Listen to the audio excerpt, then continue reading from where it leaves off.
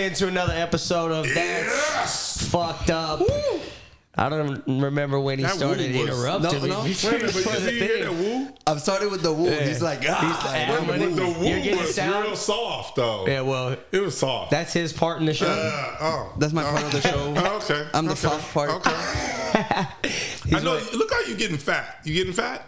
I'm getting a little fat. Yeah, you looking a little chunky. You can't tell. Look at his face. I don't know. That's why he grew that mustache. Oh, okay. You going for like a Pablo Escobar role? I don't know, man. Getting fat, growing a mustache. All right, we got a West Coast legend in the house. West Coast Kam, the original Kam. Welcome to the show. Man, thank you, bruh. Thank y'all. Yeah. No problem. Kam, West Coast Kam, whatever they want to call me. Okay, let's talk about that. What do they call you? Why do they call you? When you started as Kam. Right. Yeah, I thought I was a Kam too, but how'd you get through all the name changes? Yeah, I seen Brother Kam on it. Right, I've seen a lot of Kam stuff. And I'm all of that, but I'm originally Kam, but I became West Coast Kam from Jim Jones and Cameron and Game Certified Gangster video, right? So Cameron was bubbling, you know what I'm saying, and he was featured in that video too, along with myself. So somebody put a subtitle under my, when I hit the screen and said West Coast Kam. So that launched my new, your new alias. My new alias. So I've been West Coast Kam ever since. So I ran with it. So.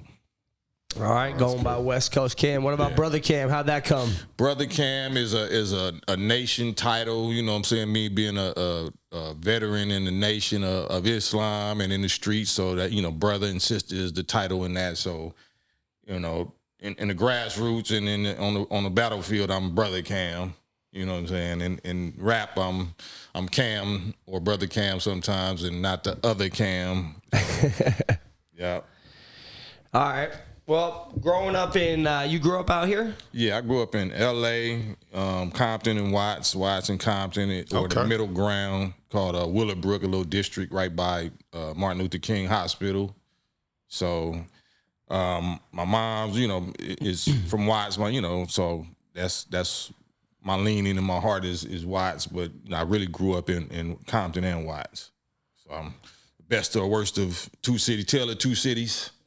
You grew up in Compton and Watts in like the 70s and 80s? Yeah. It was coming up and coming through all the crazy times. Yeah, seen the peak of the bullshit,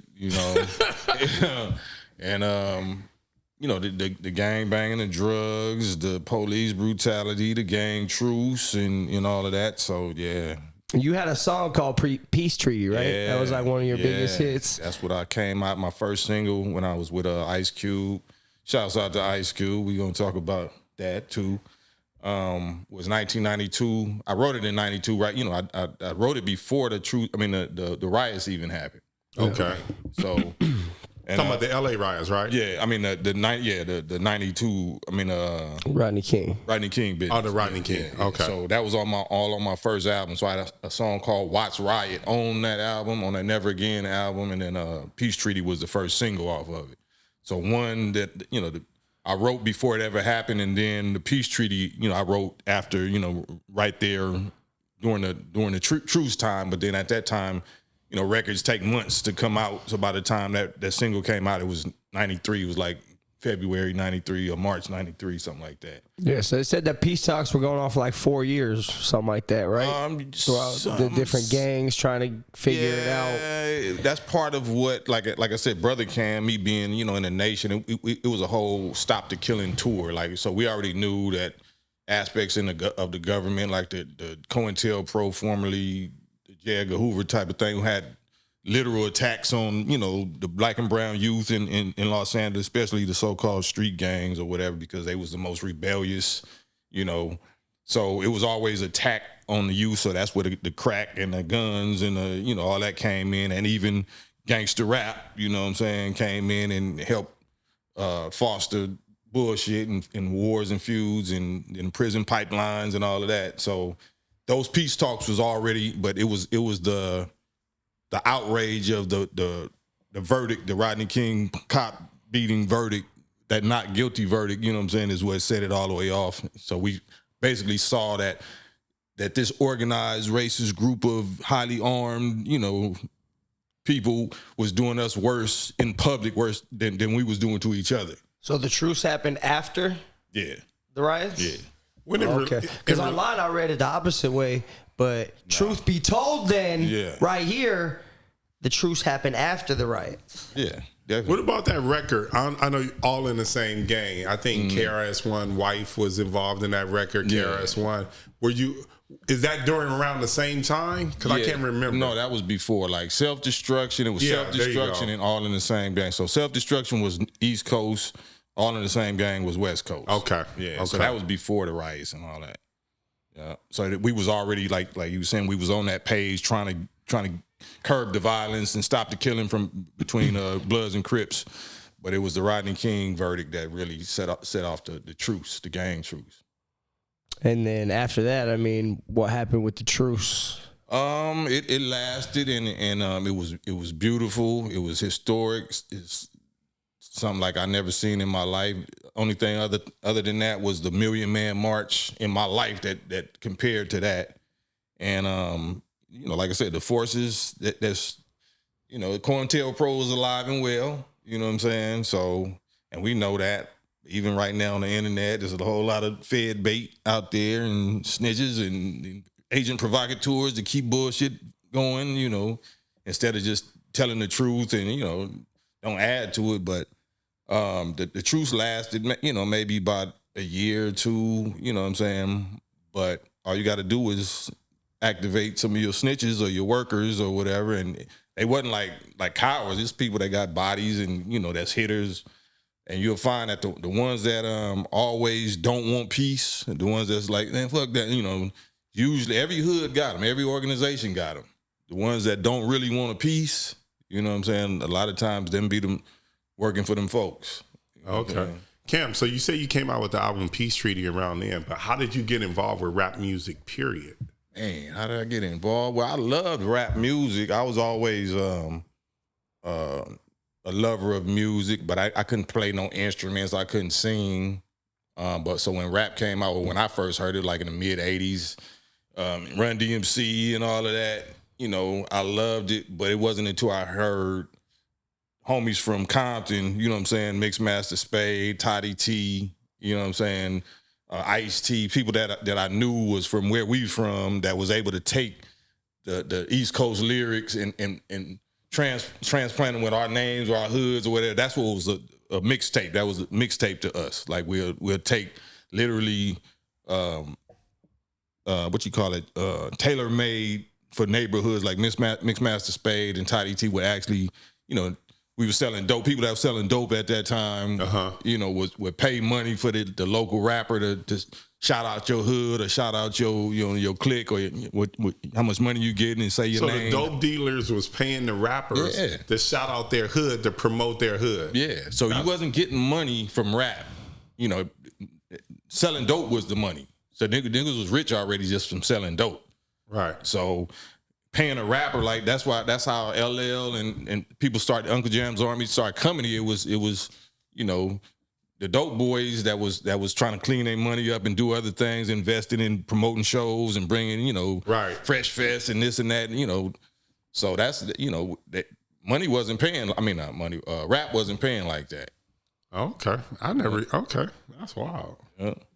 But then, what label were you on first? Like, all that stuff. It had to be a lot of stuff that happened before a song came out. Yeah, I started with my homie Big Jess and Mo Light, called What's Up Productions or Water Wheel Productions. My homies from the East Side, from around the corner from my neighborhood, and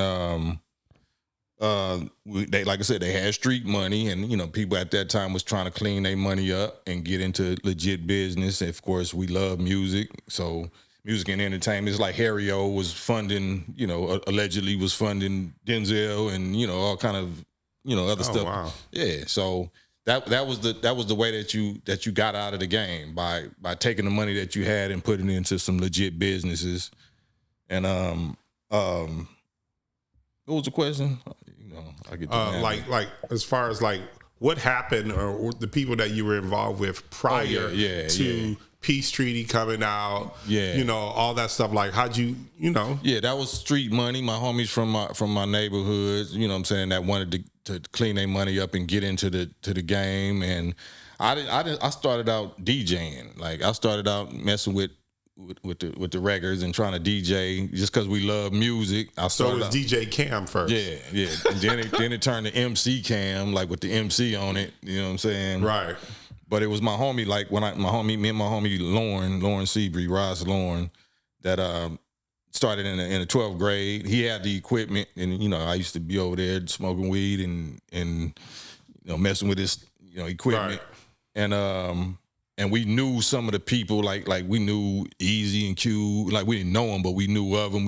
We knew, like, they on the radio. That's when K-Day out here, 1580 K-Day with Greg Mack and all that. So it started becoming accessible. Like, oh, such and such over there getting down. Let's go see them. And then like, oh, then you tighter than him. And so we start, you know, writing raps or whatever. We wasn't doing it for money. You was really doing it for girls, just to get famous, hear your shit on the radio.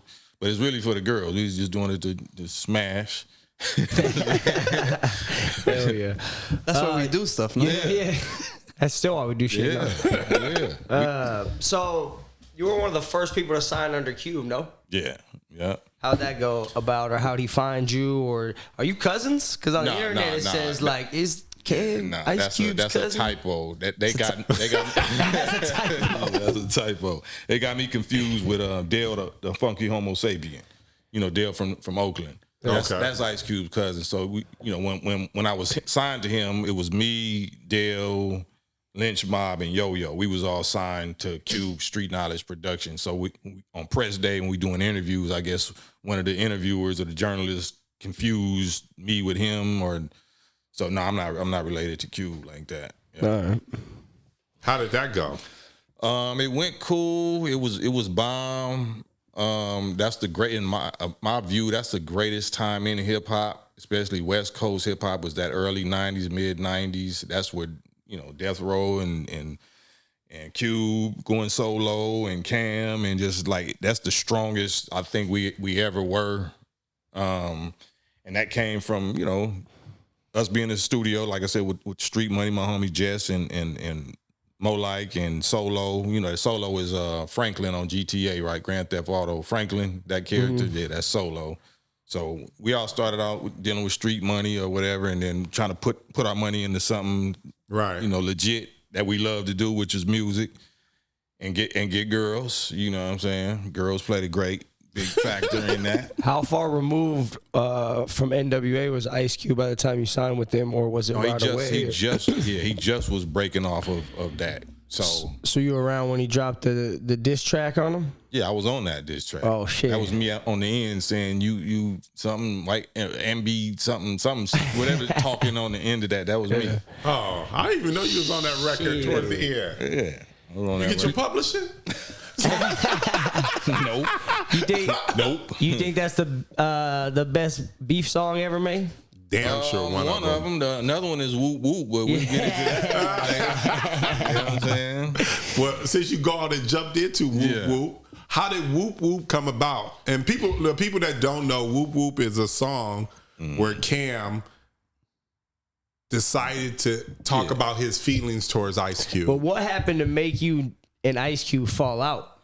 Because you on his label, right? Yeah. It wasn't really. He didn't do me bad. Like, my biggest gripe wasn't really that big, which was not promoting me. Like, if you're a tight artist and you sign to another tight artist that's still in the game, that's trying to compete for the limelight, then it's gonna be a kind of conflict, because we naturally egotistic as artists. I'm the shit and you the shit, so it's like, if Jordan and Kobe was on the same team, you know what I'm saying? Problems. Whoever is the senior, like, nigga, you never gonna outshine me, like, you know what I'm saying? But I'm smart enough to get you on my team. You know what I'm saying? I don't want you against me. I want you going against me. So I'm smart enough to pick up that type of talent, but I can't let you, you know, I'm still building my legacy. So that's how that went. So, and it wasn't, like I said, it wasn't no beef like that, but it was really, they ain't gonna want me to really say this, but it was really rest in peace, my homie Shorty from the Lynch Mob. JD. It was and Yo-Yo. They had complaints. They had complaints about Q because Q kind of built Lynch Mob. You know, he came up with that idea. He wrote a lot of the raps and all of that. So they used to come to me complaining and saying like, he ain't got to take this. Like we looking out for him on this area. You know what I'm saying? So and like bless her heart, Yo-Yo, she used to have certain complaints, and they'll come to me about it because they know I had a certain type of rapport and respect. Cube respected me a certain kind of way, so if they couldn't go to Cube, they'd come at me, and then I go speak up for them. And certain things that I was like, man, you ain't got to, So when did you realize that Cube wasn't doing right by everybody and decided to put out the song? Like, what was that moment like? It was me poking at him, though. It was me, because I was doing some brother Kam stuff behind the scenes for him, you know what I'm saying? Making, helping, Well, back then, I already know. I remembered it kind of back then that Ice Cube was involved with the Nation, right? Yeah. And I remember after the first album, they started talking about it on the first album, but even like the second and third album, you start hearing his voice a little bit more. So are you the one that helped him get involved with the Nation? Absolutely. So that whole Death Certificate album, if you remember the back cover, you see the FOI with the Lokes on with the shades on, the suit and the bow ties and all of that. And that's the album where he got in trouble talking about Jerry Heller and you let a Jew break up my crew and put something in his temple. And you know what I'm saying? So he got in real hot water by the same folks that, the cancel culture, like he was one of the first cancel culture, because you ain't supposed to say certain things about that community. So they was on the line like they got an army. And they was calling our captains like, is dude really with y'all? Because if he ain't, you know what I'm saying? It's gonna get handled. He's like, well, if you touch him, you got to touch us, and it's gonna be all the way on. And that's how that went. So it was real in the field. Like it wasn't just entertainment, but he was in the song. You said he didn't know that. He didn't know that all that shit was going down. Nah, he didn't know it. And then once I let him know it, because certain conversations was on tape between us and certain members of the JDL, you know what I'm saying, that was telling their feelings about Cube, and I let him hear that, and it was sobering, you know what I'm saying. But then you don't know whether like, okay, so now is this like the squeeze play now? Like is Kam trying to squeeze me, or so all right, bro, do you like if you don't feel safe being affiliated with this or whatever, at that time, so he, if you didn't necessarily sign up for that, you think it's just entertainment. You can't just talk about a whole community and say what you will do because you excited that you got some new information and you realize who a certain enemy, like it's not necessarily that they all is that enemy, but if you're gonna poke at that bear, you're gonna poke at that beast, nigga, you better be ready for what come back. You know what I'm saying? So that's kind of how that went. Now that album wasn't. It seemed like it wasn't attached to you, because when I look for it on Spotify, whoop whoop whoop, I don't find it under that. I find it under DJ Pooh. Right. So how did DJ Pooh get that record? Well, Pooh and did he produce it? As far as music wise? No, he executive produced it. DJ Tony G produced it. I had the idea, I had the sample or whatever. I just needed somebody to put it on, tape it for me or whatever. So it was my choice of beat and all of that, but I just didn't have no equipment. Like I said, I started out as a DJ, but I didn't have no equipment. So Tony G is the one put it together for me. So salute Tony G, original mix master, like him and Julio G. Okay. So they put that together. So I already had the record, and Pooh had just got a deal with Atlantic, I think, at that time to put some music out, and he was looking for some content, and him and Cube was kind of bumping heads on some personal stuff about Friday, the movie Friday, at that time. So he was in his feelings because he felt like Cube wasn't giving him his... Now it makes way more sense. Yes. Because I knew DJ Pooh had an issue with... Because he felt like he wrote Friday. Yeah. To a certain extent. He co-wrote it. Yeah, and he feel like Cube didn't give him his credit. Yeah, he feel like he didn't get credit, or maybe even the money that he was. The payment that comes along with it, writing the film. Yeah. He felt like he was slighted in such a way. Yeah. So therefore, he got a record deal, brought you on to go on and get that Cube. Yeah. So he did it indirectly, in a sense. Yeah. But he just exactly. Because I was already on that page. I was gonna do it with or without DJ Pooh. I was already doing that. Okay. I didn't do it for Pooh. Right. He just heard the record. Is like, man, let me put this out. Like, all right, you put it out. So that's how it's DJ Pooh featuring Cam Whoop Whoop on Bad News Travels Fast. Because he ain't got a word on there. Nah. Nothing. Okay, go on. No, go ahead. No, go. You say in the song that you should just beat his ass in Chicago. What happened in Chicago? It was the truce. It was what was that called? Like, you know how the East Coast, West Coast squashed the beef at Minister Farrakhan's house in Chicago. So that's what I meant. So it was like 2 or 3 of those that happened, but this I think was the first one of those that happened. This is right after or right around the time either Tupac got killed or Biggie got killed. Somebody had already got killed, right? And you know, Minister Farrakhan and his son Mustafa, you know, who was the supreme captain of the Nation of Islam, you know, we got a good relationship. So he heard what was going on and he's like, get your ass out here. You know what I'm saying? Because he knows our pedigree or whatever. And he know the enemy would come in, you know, like the COINTELPRO would come in and actually do something to one of us and make it seem like that I did it or they did it to me. And that's how the wars get started. So they nipped that right in the bud, had us sit down, you know what I'm saying? And I told them that I already did a record. It's a record coming out dissing you. This is what I said in front of Minister Farrakhan, Fat Joe. A lot of the rappers was there. Fat Joe was there? Yeah, it was Common was there, like people that he had issues with that wasn't feeling, because it was the East Coast, West Coast beef. So Cube was with West Side Connection. Right. And I'm dissing him at the same time because, you know, that's why I'm with Be Real. So they had all the East Coast rappers that was against Ice Cube also there. Well, it wasn't against Ice Cube. It was just a West Coast thing. Got it. And he was one of the main characters. It was really supposed to have been between Biggie and Tupac, but since one of them got killed and neither one of them ain't there, you know what I'm saying?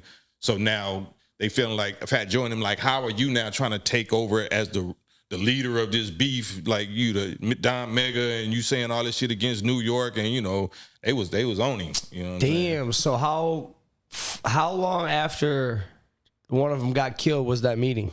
It was probably pretty quick. Pretty quick. So it probably was Tupac. It had to be Tupac first. Yeah, but Tupac got killed first. But so the meeting was supposed to happen with Biggie and Tupac before one of them got killed. It was weeks away from that whole thing never happening. Yeah, if you see the timeline, you can see how close it was. But then by the time that happened, then blood was already spilled, life was already lost. So it was already going somewhere else. Now it was already going somewhere else because East Coast loved Biggie, and you know, West Coast love Pac. So since Pac got hit first and he represents the gangbang thing, Death Row, so it was already headed in the wrong direction, speeding. So what kind of allegedly things do you know about what happened to Biggie then out here?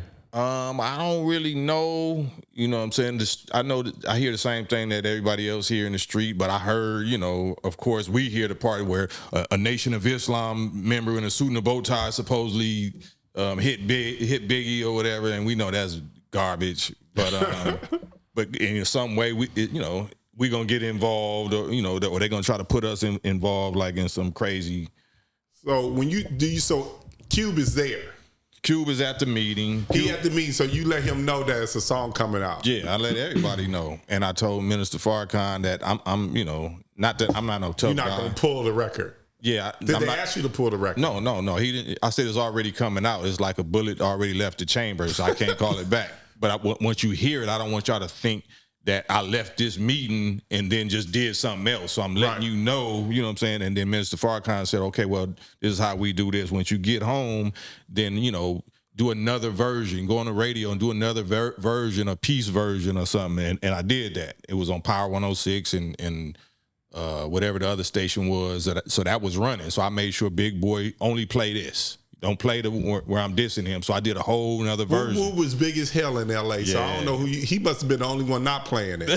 yeah. No, but he was the biggest huge. station. Like I'm just saying L.A. because I was in L.A. when I heard it. Yeah. I remember that shit. I was like, oh, he killing this. But the streets already had it. So the streets had the diss version. Right. But if I'm going to go on media, you know what I'm saying? Because, you know, in the streets, you know, they still listening to the radio. So once they hear it on the radio, they're going to only hear the peace version. I ain't never heard the peace version ever. Yeah, that was all they was playing. And how did Ice Cube react after the diss song? Did he talk to you? Nah. He still ain't really talking to me. He done made. I mean, it's all love because I, you know, but Be Real, Common, you know, all the people that he previously had, you know.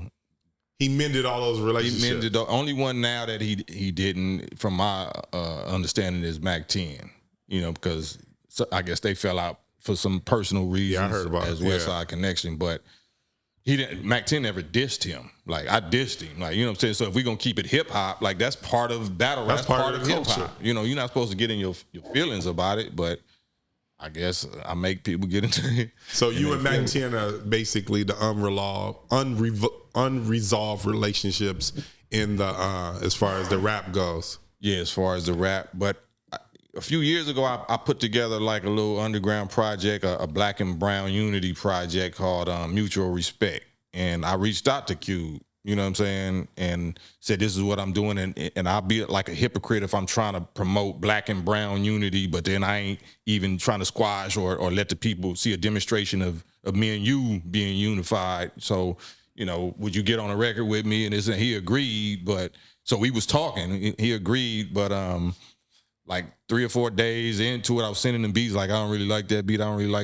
like, you know, and I had just heard something he just put out, like, shit you put out is trash, man. You might not, you know, be complaining about these beats, but about a week later, I got something in the mail. Yeah, I got something in the mail that said that I had like a $850,000 judgment from some samples that I got used when I was with Cube, right?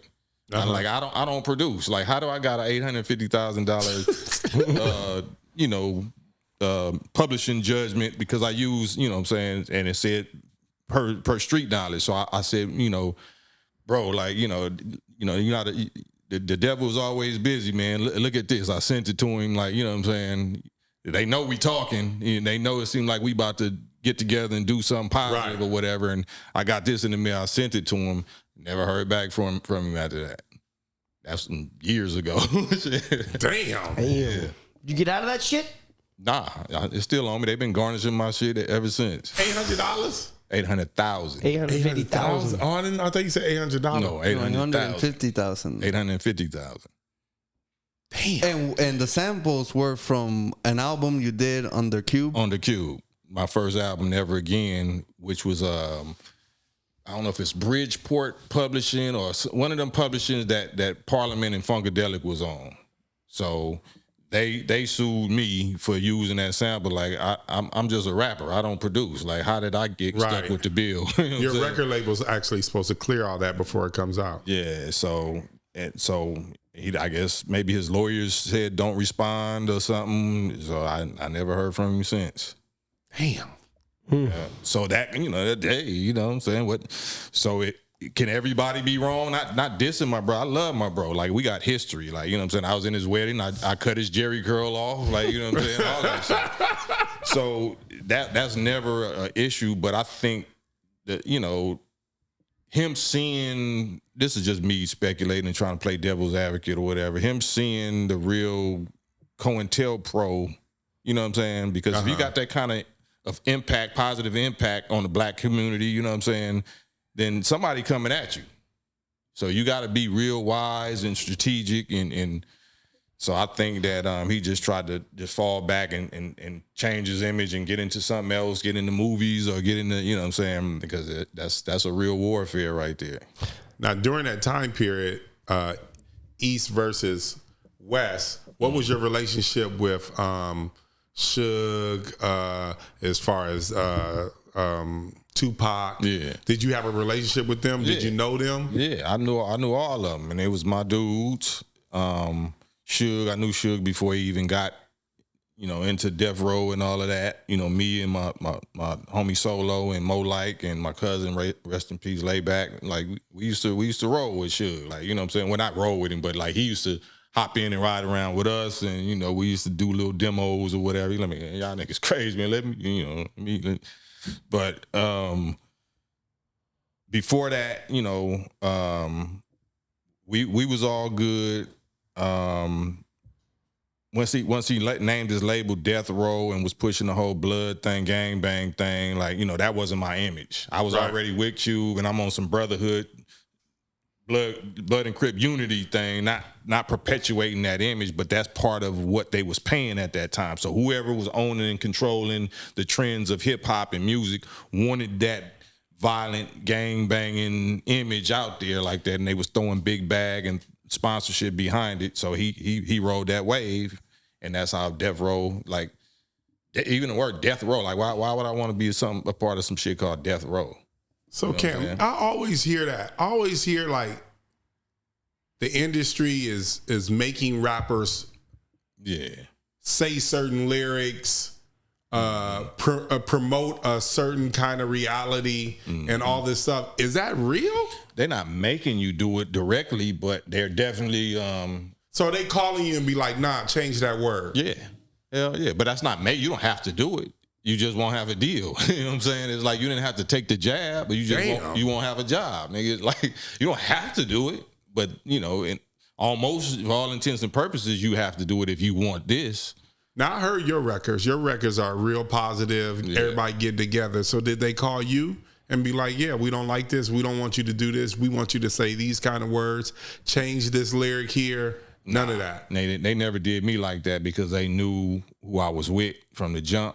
So I slipped in the cracks with Cube. Cube was the hottest thing when he left NWA. So anything that he would have touched or brought with him is getting through. So I was lucky enough to be at the right place at the right time. Me and Cube had them kind of conversations. Like, he'd tell me, man, you shouldn't say that. I mean, like, keep it more street. Like, nigga, don't tell me how to. I live this. You know what I'm saying? You do the gangster rap. Let me do this, because my shit was still gangster, but it was revolutionary. It was more positive gangster. You know what I'm saying? His was still, pushing, gangster, I stepped back and I kept busting and bitches into bitch. You know what I'm saying? So it's more entertainment to us. Like, if we was trying to clean that shit up. Like, you know what I'm saying? I'm here to clean that shit up and try to steer it in a different direction. So, but to your point, that's when that alleged secret meeting that destroyed hip hop, with major record label execs that was also investing in private prisons at the time. Mm-hmm. You know what I'm saying? That, that's true. Explain that part, though, the private prison part, because I heard it before. Right. So prison industrial complex. So it's really modern day slavery, you know what I'm saying? And it's for, it's open. It's like on the stock market. You can invest in, in prisons. Okay. But if you know who the inhabitants of the prison, the vacancies is going to be filled by, then you can use your influence in the music industry to push lifestyles that is going to send people to those prisons. The way you're going to get paid that, and you can get that cheap labor. So you can be invested in Ford Motors, but then you invested in prison. So I'm make sure this cheap slave labor wages is going to pay the sweatshop wages is paying to make these Ford products, and I'm killing them on both ends. You know what I'm saying? And I'm getting niggas off the street. So that's a genius, dastardly, diabolical, evil genius plan and shit, and it worked. I always struggle with this is the plan. Mm-hmm. I struggle with that. Why? Because I just be thinking like, that's a big idea. And to have that idea actually accomplished, like, everybody got to be really in tune with each other. And it's hard for me to believe that shit has happened. Not to say it hasn't happened. I'm saying it's just like, are they that diabolical? So how deep can we talk? Can we really talk? We can always talk. Yeah, we can talk. So is the jab not that kind of plan? Is COVID and the jab not that kind of, in your opinion, like, so? I thought it was a crazy plan that I would never go along with. Ever No, in my but life. we're not saying what you would go along Right. with these people, these pharmacists and politicians and employers and nurses and doctors. Like, they all agree. Like, why did they all agree with some motherfucking mRNAs unproven shit that we all supposed to take and motherfuckers took it? Why would you? Well, the reason why I felt like they agreed to it because they felt like their job was on the line. So somebody was organized to make them feel like their job was going to be on the line, right? Somebody was on the news every day scaring the shit out of America, right? But we saw that, okay, we didn't live through everything. We never had this before. Like, not saying that the virus wasn't real, but ain't it a such thing as viral weapons? Ain't it biological weapons? Don't that exist? Didn't Trump say the Wuhan lab, and then they later agreed and admitted the shit leaked out of a Wuhan lab? So niggas is, people is together. Like, the plans exist. That's like fair. that. Yeah, that's fair. That's like, what's his name?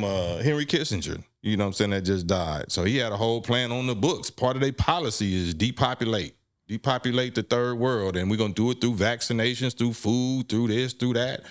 So that's the billionaires club, man, the trillionaires club. That's the game. You know what I'm saying?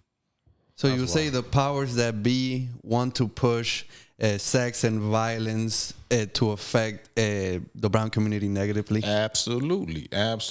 Because if it's a population issue, because I think it's 8 billion people, like. The most people that I think we talk, most people the most people right now in the world ever. Yeah, but if your community is not reproducing, so if white people is at zero population growth, so for every white person that's born, a white person dies. So their population getting smaller. Yeah, but then everybody else, these darker populations, the black and browns, is exploding. You know what I'm saying? So now the majority, even if it's for votes or if it's for jobs, it's for whatever. Somebody else is going to be the majority, So one thing that you told me that was crazy is that when me and you were talking probably earlier today, that you were telling me that the population, because me and him always talk about how did white people get in power, how did why is there so many more, why are their population bigger than our population? You said that's absolutely not true. Yeah. And so I would love for you to share that with them. Yeah, like the population of white over black in America is larger, but globally, black people outnumber white people like 11-1, right?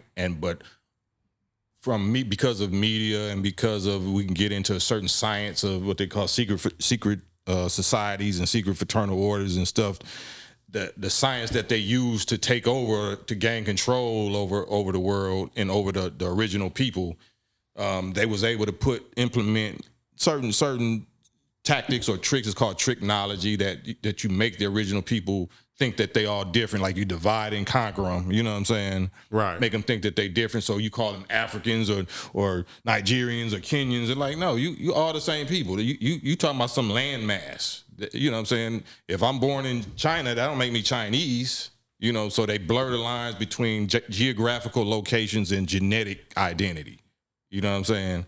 So you're going to find that everywhere. People are going to be like, oh, no, I'm not black, I'm Nigerian. I'm not black, I'm Belizean. I'm not black, I'm such a, like, nigga, you black. Like, that's all black. Right. You know what I'm saying?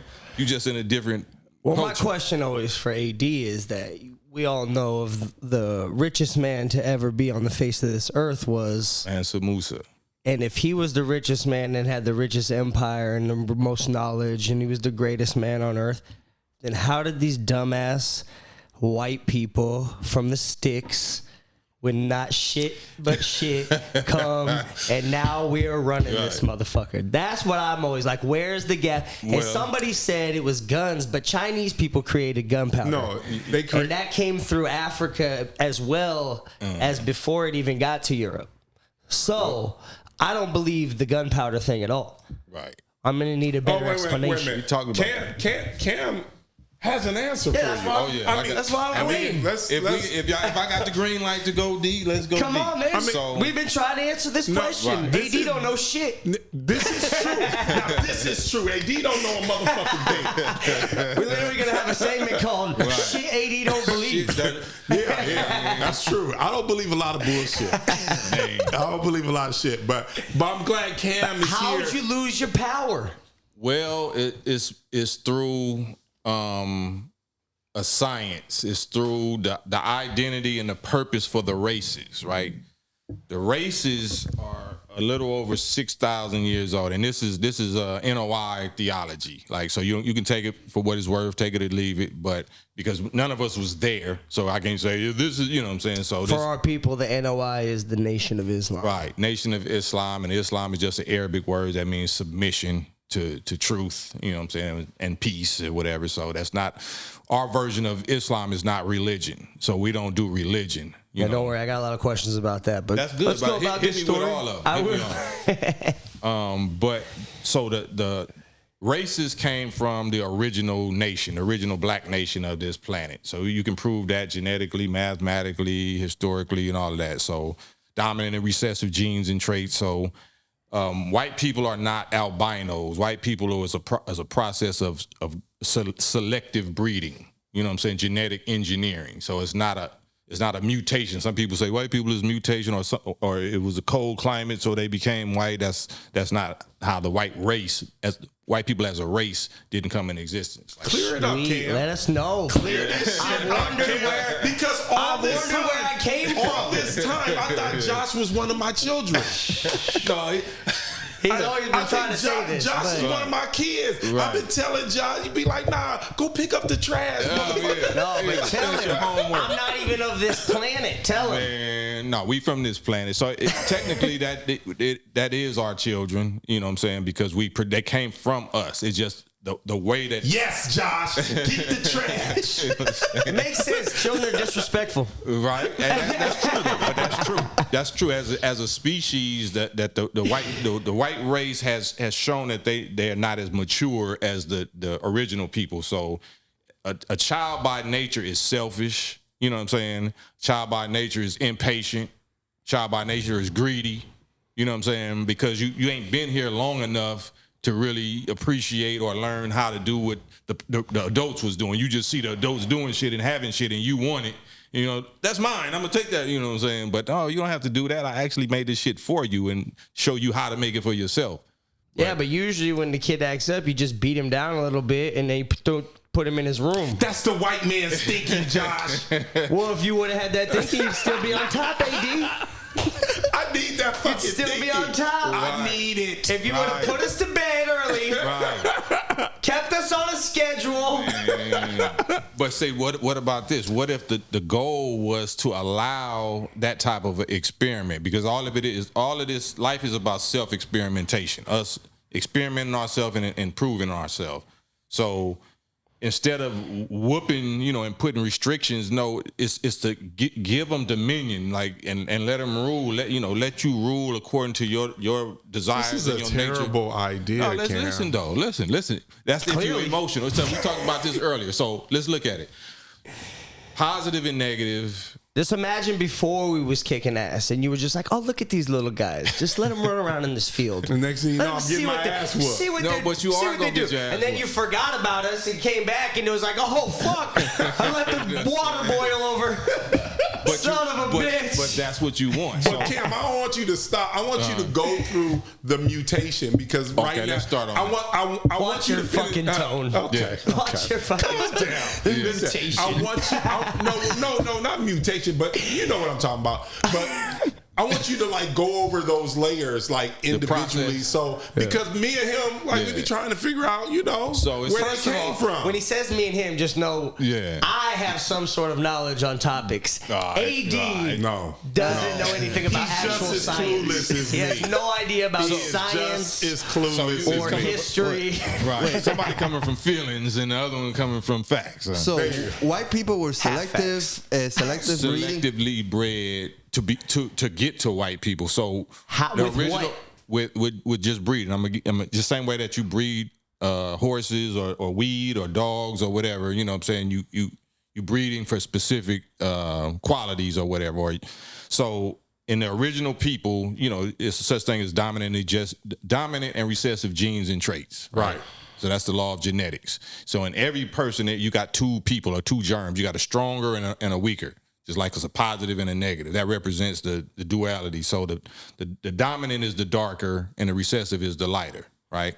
So you can get the lighter from the darker, but you can't get the darker from the lighter. So if you go to Africa or some place where it never been touched by white people, their blood never been mixed up, even though they black and original, you can still see one of the children gonna be a little shade lighter, you know what I'm saying, than the rest of the community or tribe. That's that recessive trait, you know, popping up stronger in that one. So you find a child, a boy or a girl that got that lighter trait, and then you find on this family over here one that got and you marry those on to each other. You selectively breed them. So you breeding to get the recessive to come further and further up and be dominant. So we kept that process of selective breeding up for 200 years, finding from the original black people that blood never been mixed, but taking the lighter of our own people and marrying those lighter ones onto the lighter ones, kept that up for 200 years until we had produced a whole brown race of people. So now in that brown people, brown is the dominant and yellow is the recessive. So you find in them brown people, one of them children will be a little shade lighter, like yellowish instead of brown. You take a yellowish one and a yellowish one and do that again for 200 more years, and it's a birth control law. So you saving the lighter and you killing off the darker. So you're not, you know, so in the yellow, I mean, you keep that up for 200 more years, you produce an all yellow person. And in the yellow person, yellow is the dominant and white is the recessive. So you're breeding to get to the opposite of the original or the opposite of black. You're trying to get to the last stage. So why, Cam? Because that's the laws of We physics. got shit else to do. Well, no, What else are we doing? That's a good question, man. It's the same shit on why we got vegetables that are bred out. Like broccoli's not original. That shit comes from a cabbage. Right. They were curious to see what happened. Cows don't come from Cows don't come from God. We made cows. We made chickens. Those aren't natural. They don't have natural habitats because we selectively bred those things for ourselves to be able to not have to hunt and gather any longer. So what he said is absolutely correct. He's never heard that on this show. What'd you say? Don't say it again. What'd you say, Cam, don't say it again. Tell this motherfucker, Cam. This motherfucker ain't never heard that on the show. Don't say it again, Cam. Hey, man. We got a guest, an honorable guest around here. The honorable Cam, man. Yeah.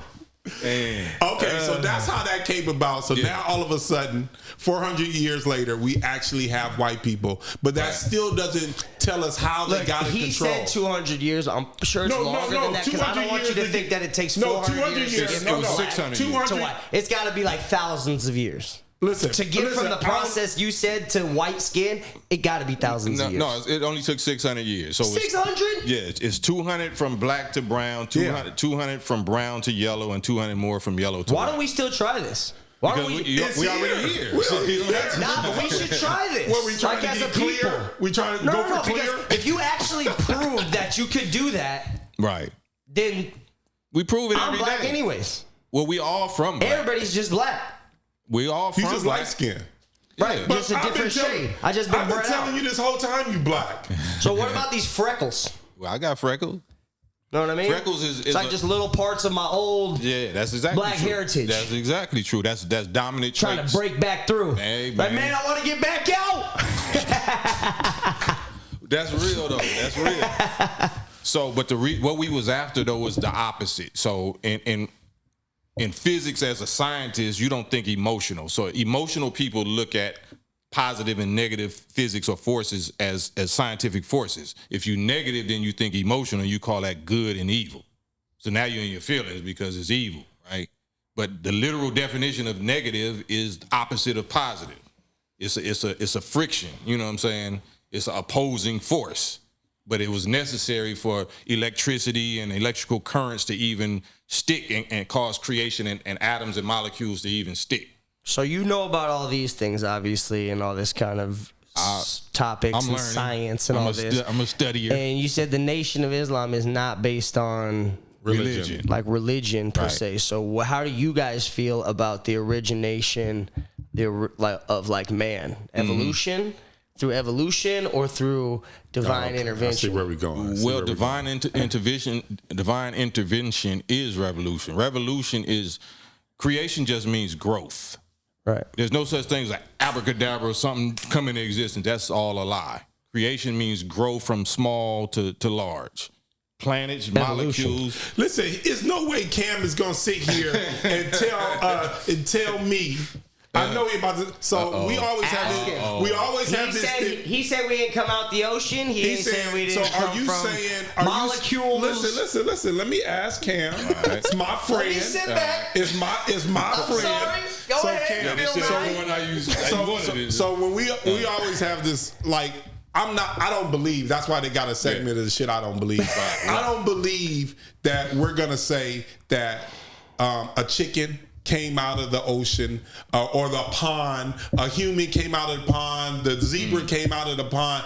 That's hard for me to wrap my head around. So he's saying, how did all this come about? Because I don't believe that theory. Now he believes that theory. Okay. He I'm not believes saying that. I believe or not believe. I'm saying evolution something exists. else had to happen. Evolution exists today in front of our eyes. believe Every in day we see evolution and things living evolve. in a certain so to think environment. that we didn't evolve from I a get all smaller that. molecule. I get all and that. also, But there's if only we're- 90 elements in the entire universe that make up everything you see in front of you. It's hard for me to believe that 90 everybody elements. walked out of this fucking pond. We got roaches that came out the pond, and they are supposed to identify with humans too. Get the fuck 90 out. elements. So AD. let me squash that. AD, I got to ride against you on this one, right? This is some You know, bullshit. listen. This is facts. This is facts. This is facts. This is facts. I'm about to hit you with some facts. All right, come on. Didn't we all used to have tails? AD They don't say believe that. in that. No, we were sperm. We were swimming in fluid, right? Okay, that's fair. That's not evolution. How did we get to where we at now?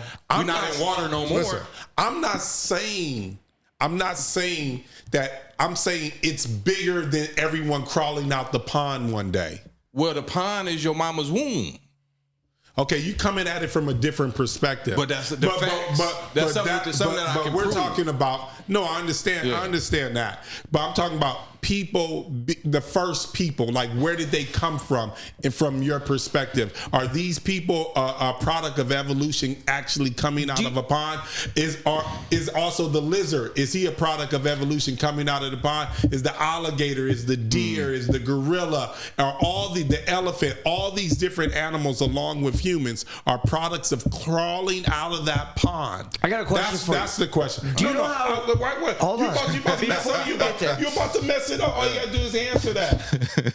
Well, is it the product of crawling out a pond? So are you saying that? Talking about from a amoeba. So that amoeba, went on to be a complex cell and slowly grew into this thing. Are we saying that that's what happened? Well, ain't all physical creation made out of atoms, made out of the same atoms and molecules? It couldn't even be a fish or a lizard or whatever if it's not made out of the exact same atoms and molecules. They just configured in a different way that's expressed as a lizard or expressed as What a have fish. I been saying? We share how much percent of our DNA with every species on the planet? Yeah, like but 98% of every DNA 98%, strand that 2% is billions and billions of years apart. And they of talk evolution. about that.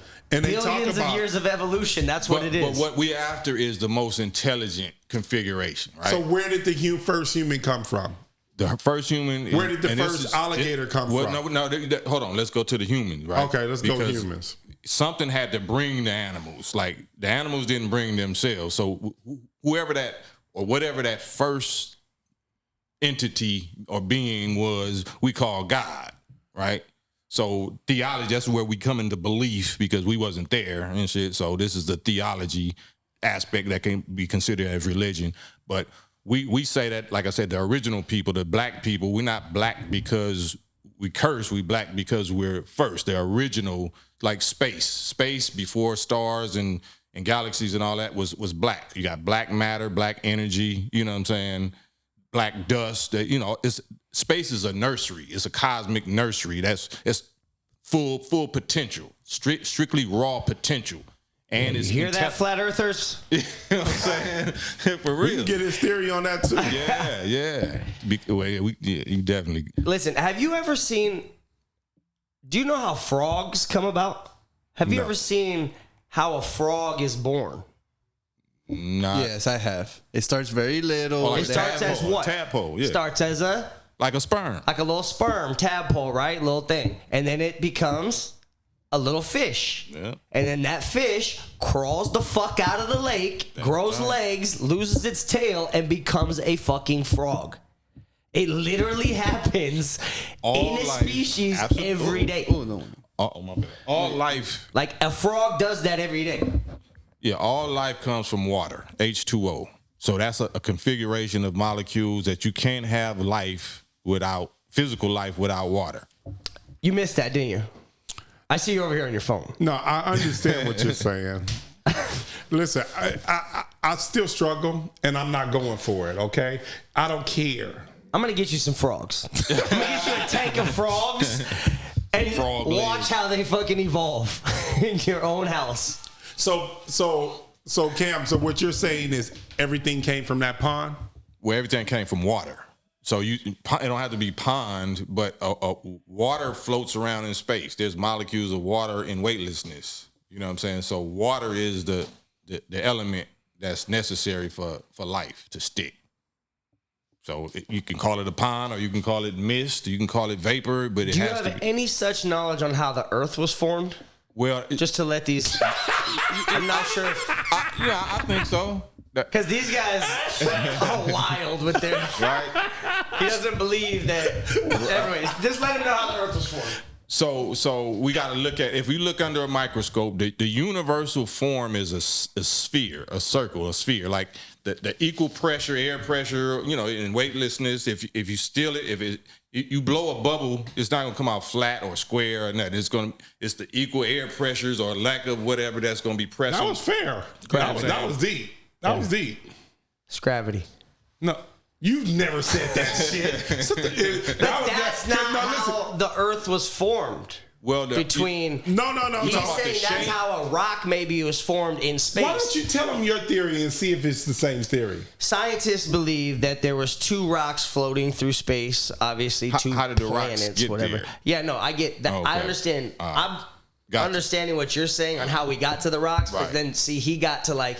You formed Earth, and we all have continents, and based on you blew a bubble. Okay. He didn't take that as circular rocks in space, then collided together, fused space dust. Are you going and for the that moon one? then circulated around it and created the moon with Are and you the going Earth. for that and the one? gravitational pull from the moon is what creates the waves in the ocean and the ability You for actual going life for to that exist. one?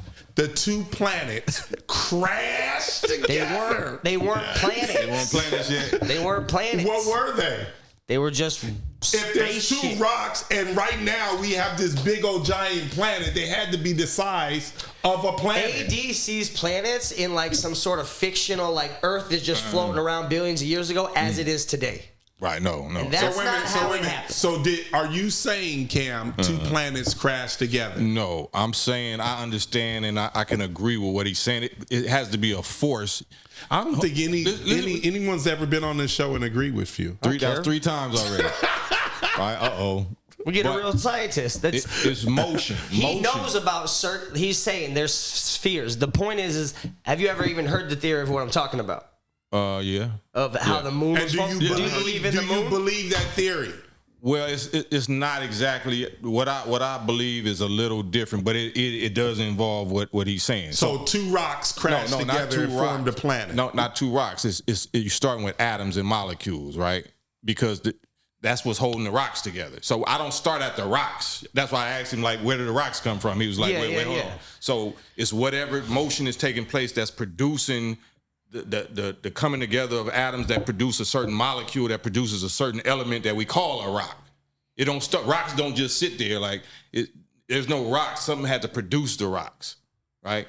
So that's what I'm after. Once you find out, okay, how rocks even came together, what's the force holding that many atoms and molecules together that they're rocks? So there's motion, there's energy. So time is a result of motion. So motion had to be whatever is moving, the force that's moving those atoms and molecules, because that's motion, proton and electron. Something is, so the universal motion is not a straight line. It's not linear. It spins, right? So that spin is what gathers. If you look at any galaxy or solar system or whatever, you're gonna see it's a swirl. It's like a spiral swirl, like on your hair. Everybody got that. There's signs all over nature. So what he's saying is true. So whatever particles or dust matters or whatever things that get caught up in that magnetic swirl, that motion, like a black hole, it's the motion that's pulling everything together. So whatever it is going to get pulled together. That's a better explanation that I could almost agree with. So you're saying these two planets didn't just crash into each other. That's not what happened. Okay, so that part, they had to be pulled together. The way he explained it wasn't really sufficient. Look, no, you're saying, look, he's not saying they didn't come together. He's saying they were pulled together. I'm not saying they're not pulled together. I just didn't think that you would understand gravity like that to where they were pulled together. For me. So I was trying to make it dumb. Thank you, so that you could understand the concept of how they forged together as two different rocks. How they forged, I could get into. Two planets crashing together, I could never get into that. They were rocks in space. Damn. Planets don't exist without a whole bunch of millions of years of acid rain, how did the water get formation, there? How did the water get there? And all this other volcanic stuff. craziness. So there wasn't even together, ability for human life for like billions of fucking years. So just think the way that we come into existence. We're talking about life forms. Like, listen, and Josh, wait a minute. I just want to say this. Please don't talk to your dad like this. Okay? I'm sorry. Oh, there you go. Respect your father. I'm sorry, Dark One. Darth Vader. I'm your father, Luke. So anyways, you can kick some more knowledge to these cats about the space if you want.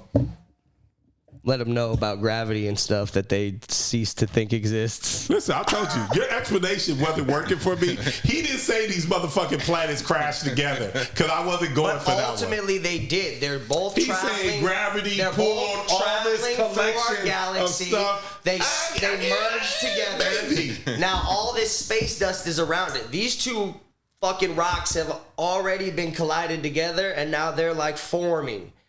And everything's turning in a circle. And from that immersion, all that space dust and all those rocks created the moon.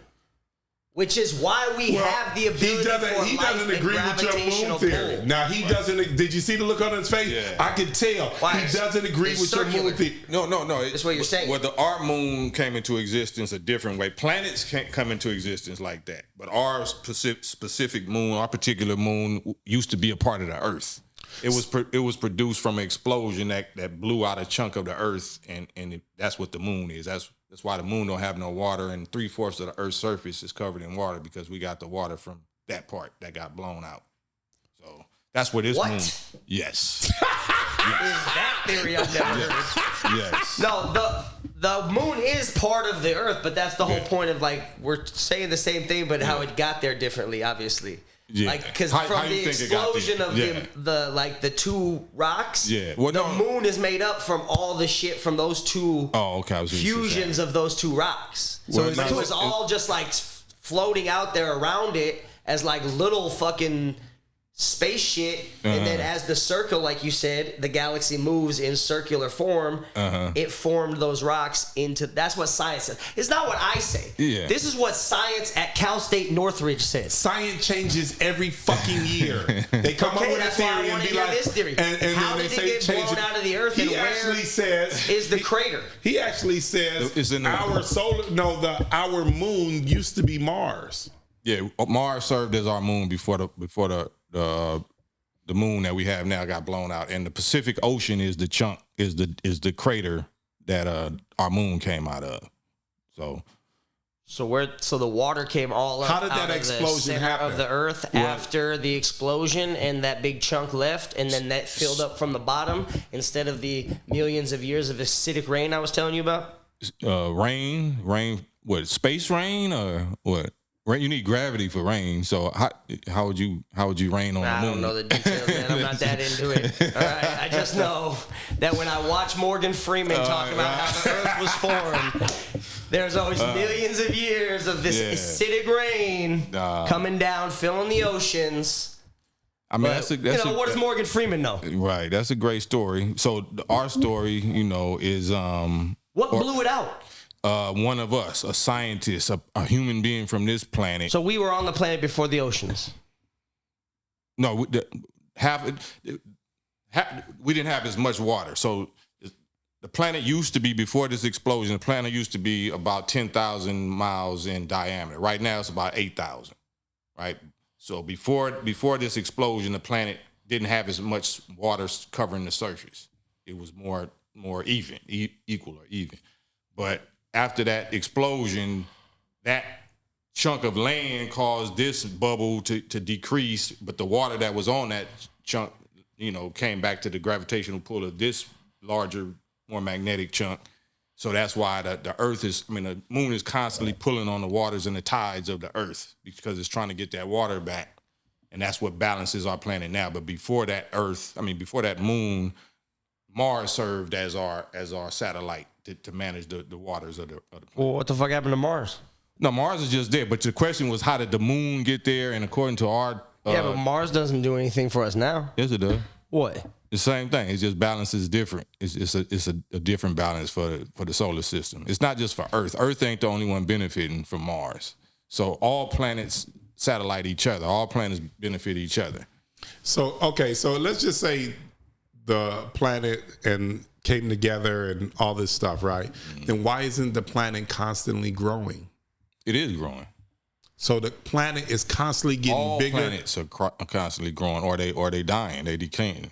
So a star is going to grow to a certain size, and then it's going to get bright, and then it's going to explode, and then it's going to produce more baby stardust, and that what he was talking about is going to happen. The pool is going to create new planets and new galaxies. So there's constantly new planets within our solar system. Well, not within our solar system, but within. How long does it take to form a planet, basically? It could be billions of years. It could be trillions of years. Yeah. So, but we here now. So, but that ain't time relative. What the fuck told you? You didn't say any of this shit. What are you talking about? Jesus Christ, I swear to God, you just don't listen to me. Nah, that might be true. You just don't listen. That might be true. All these things is what I've been trying to tell you.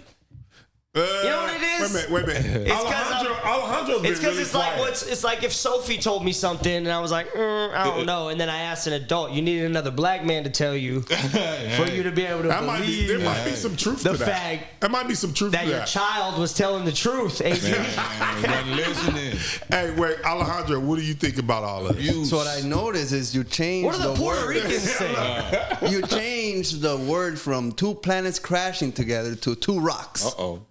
That's the what I know. Because again, if I tell you guys, you guys Thank are you, so Alejandro. fucking, No, that's so stupid. that's it. No, that's it. Because when we thinking like Mars and Earth, if I had to literally dumb it down so much that I had to tell you guys it was rocks, because you can't fathom the point that Earth was not actually looking like it looks today, and it didn't even look like how it did to like. The Earth literally, like, the continents are always moving. You know this, right? Like, it was all together one time. It looked different. All that, right? We're on that? No?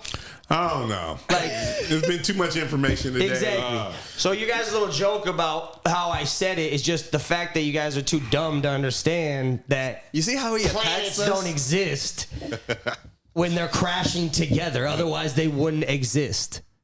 Everything on it would be dead. Like, so I guess I'll dumb it down more for you guys later. It has later. to be a interval of time, like a nursery. Like, life ain't gonna be able to exist until all that crashing stops, right? Because if it's continuously crashing, then life will never be able to stick, right? Right. But that's how you can tell it's intelligent design. It's not random. So evolution is not random. Evolution is by design. So there's an intelligence. There's a mind that's ordering the evolution. So now the one thing that me and you, where does that come from? Hold on. Where does that come from? What are we talking about? Because you keep talking about this person that keeps doing all these things, but you're placing them in times of like, I don't see it adding up. Right. Well, it's like some dudes just made some big ass explosion and created the moon. Sound crazy to me. Never heard that, but I'll check into it. Yeah. It's the we got here some kind of way. We're here. We got a mind. I can't see your mind. What do you think about the Anunnaki theory? It's whatever. Like that's just some exotic, unnecessary concepts. I would rather just, deal with what we are because we're the Anunnaki to somebody, right? Right, but that's what I'm saying. If you're saying there's something that came here and touched and made things start to evolve. No, but I'm saying, what if it's you? So I can see your body, but I can't see the real force of you, which is your mind. So your mind is powerful enough to just think about a girl and it's gonna send blood to your dick, and it's gonna move shit. So just thoughts can move matter, right? So if we say it's just like some.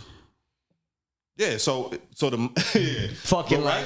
Am I lying? Or like you can see something and dump adrenaline and get scared and change your whole physiology or whatever. So that's how powerful the mind is.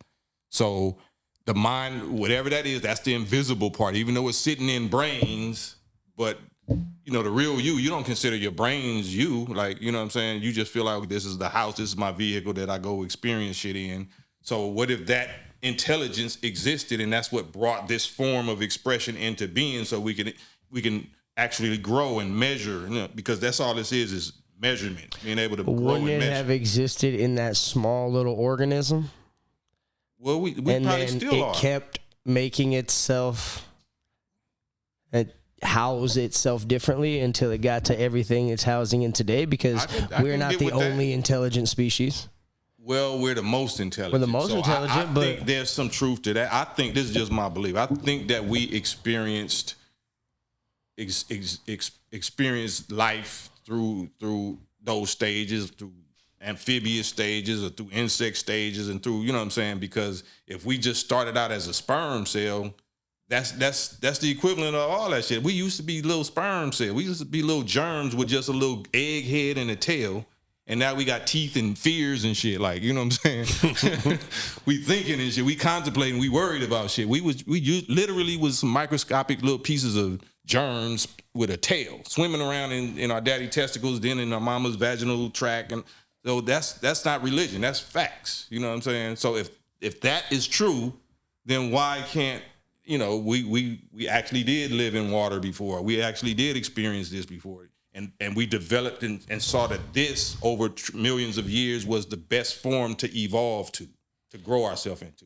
I also believe, as well, as something like those little organisms were in the ocean, and then when shit comes crashing down from space, as it did for millions of years, when something hits water, some shit comes splashing out onto some little island somewhere, that little thing gets caught in a tree, and say it's to die, but it evolved into some fucking breathable air organism, and now that thing asexually creates more of that itself. Like, that's what I don't understand why that's so hard, right? It's not that. I agree. Like, ain't that what we are though? So are we natives? Are we strangers? Are we aliens to the universe? Or is that space rock that hits or whatever? Is that's our material too anyway? That's part of what we brought into existence anyway. So, I agree with that. Like, anything that exists didn't create itself. All of it has to do with that same intelligence or force that's moving things and bringing in. That's what I think. Well, I can see AD's head starting to hurt, so we gotta have to switch the topic into something a little lighter. You all right? How about these hoes? You okay? I hate this show. The insults constantly keep coming. So you've worked with a lot of artists. You've worked with a lot of people, especially out here on the West Coast. Big influential person that probably got taken out by these people you're talking about. Did you ever fuck around with or be in the same studios and stuff, or know any of the... Because Nipsey used to try to do a lot for the neighborhood and for his community and stuff like that. So... Did you ever get a chance to work with him on community stuff or anything like that? Or what do you know about with Nip, the powers to be possibly taking him out for what he was trying to do? Yeah, I didn't really, interact too much with Nip, but we kicked it on a couple of occasions and shook hands and in passing. Right before he passed, I reached out for him to get on a record of mine, and literally the next week, he was gone. But as far as the powers that be, I think that, the internal, because we all got, like I said, COINTELPRO is real. Like, we got some real enemies in the government that if they see us educating and building and getting out of this little bucket, this crabs in a bucket, that they're going to try to, intervene some kind of way. But as far as what I think about the Nip thing, I think that's more of a internal devil, you know what I'm saying? You got white devils, you got black devils, you got brown devils. So I think that was a black devil situation, you know what I'm saying? But just regular street beef shit, or just whatever. Well, yeah, but because it turned into like there was some 1,000 conspiracies, big ass thing, Staples Center, fucking So for those that in the streets that know, that was some more in-house shit, some some hood stuff. The nation was down there heavy after he died down by Staples Center, because I used to have a gym down there when that shit happened, and I remember there's flyers were handing out all over. Y'all were down there. And I think Minister Farrakhan spoke at his funeral at the Staples. I mean, was it the Coliseum or Staples Center? One of those. Something, yeah. But and as far as like Tupac, on that same type of time, we had a relationship, and the folks was on him like that too. But it's always just like Malcolm X or Martin Luther King. It's always they want to get somebody that looks like you, that's from your same race or whatever, to take you out. So it won't look like J. Edgar Hoover or the government or whoever did it. And that way that's clean hands. Clean hands, So that's always in play. That's always a factor. But those of us that take that deal, it's a lot of dudes that's taking that deal, like that they'll turn, they'll get made an offer that they can't refuse, and you think they solid, and they was solid up until you hit them with a certain scenario. So Cam, it turned like, as far as like even the Tupac thing, it seemed like he was a revolutionary at first. Like when he started off, like that first album was geared towards improving the black community and things like that. But then later on, it turned into more gangster rap. Why do you think that happened? Did he have a change in the way he thought about things, or he felt like he just felt different? Or was that just the influence of Suge and Death Row? And I know they put well, we found out how he got pulled out of jail. We thought it was Suge that put up the money, but actually it was the record label that put up the money, apparently. Oh, okay. I didn't know that. Okay. But he was influenced by this West Coast LA gang lifestyle, like, you know what I'm saying? Because it's strong, it's warrior type energy, it's rebellious. So it's everything that, he came up as a child of the Panthers, but since he wasn't from LA, he wanted to be a part of that. Like if, you see the Cowboys or the 49ers or something, a young boy with that masculine energy, that aggressive energy, we know we natural warriors and we want to be a part of a brotherhood or a team or an army or something like that. So he saw that the Bloods and Crips was the closest thing to that, because he started out with Big Syke and I forgot the Thug Life. They was Crips, what I'm saying? But then, Suge, once he got his backing and his sponsorship and his situation, he started banging the red thing, what I'm saying? But it was just the lifestyles, the brotherhood, this West Coast LA lifestyle is what influenced him. You know what I'm saying? So we was good. Like, we used to talk, and he would tell me what his vision was. He still was conscious, but once you get in there trying to prove yourself to your brotherhood, and they might be on another page, you know what I'm saying? Right. And that you trying to do too much to prove your loyalty or to prove that you down with him, and you getting yourself in some shit that you ain't cut out for, and they let you do it, you know what I'm saying? Because if they really loved you, they would have like, nigga, stay your hot little hyper ass over there, and we would take care of this gangbang shit, you know what I'm saying? But he wanted to prove that he was down, and unfortunately that's how he got up out of here. Yeah, one of the things was that he was supposed to go to the East Coast and start Death Row East. Is that true? I heard that, and I think that, but when I talked to him, he was leaving. You know what I'm saying? Oh, he was leaving. Yeah, Death he was Row. saying that he was going to leave. It wasn't no beef. He didn't say nothing about it was a beef reasons, but he was moving on. Yeah, on some more conscious time, right? So we was talking about doing something. He wanted me, like, if you see some of his papers, I was supposed to be on the Machiavelli album, and you know what I'm saying? So, and that never happened. And Suge, like I said, we was always cool. Suge used to always be like, come on home to the road, Cam. Come to the road. Man, I'm not fucking with the road. You know what I'm saying? I'm not fucking with that. I can't do that. And he'd be like, man, and, I ain't gonna say too much about, but he was like, man, I would never try to do you like such and such and such. Right. But I still can't, I'm working against. It felt like the Mac. You remember the Goldie and his brother, like, right, nigga, you the motherfuckers I'm trying to fight against and shit. But we respected each other, and he stayed out. I'm our way. We stayed out of his way. So you still working in music? Yeah, I got a whole album that I just did, or I'm about to finish with Battle Cat. Me and Battle Cat got a whole album together. He performing at the Clippers on Tuesday. Oh shit! Yeah. Let me get some tickets. I already gave you some tickets. Well, I'm trying to go see the performance. Don't bring up the performance thing. No, I'll see about getting you some. How so do you you see Cam. the current hip hop culture that is happening right now and compared to the 90s? Are we going in a better direction or are we going in a worse direction? Worse. Commercially is worse. Like hip hop or rap is underground and it's commercial. The commercial thing called hip hop and rap is pure trash, lake of fire, hell, fire and brimstone bullshit. Because it's backed up by those forces that want to steer the culture and the youth into, private prisons or death or pharmaceutical patients or whatever, and mental health, mental illness, all kind of shit, just pure dysfunction. But the real art form, rap, because it ain't hip hop. Hip hop is breaking and DJing, MCing, but if we just talking about rap music, you still got some conscious artists, some revolutionary artists, but they're not gonna get they're not getting no commercial backing, no commercial shine, no mainstream media, big bag. They're not throwing big bags at that. So you think they don't exist, you know what I'm saying? You think that'll ever happen where they'll give them a space? Because Public Enemy was kind of...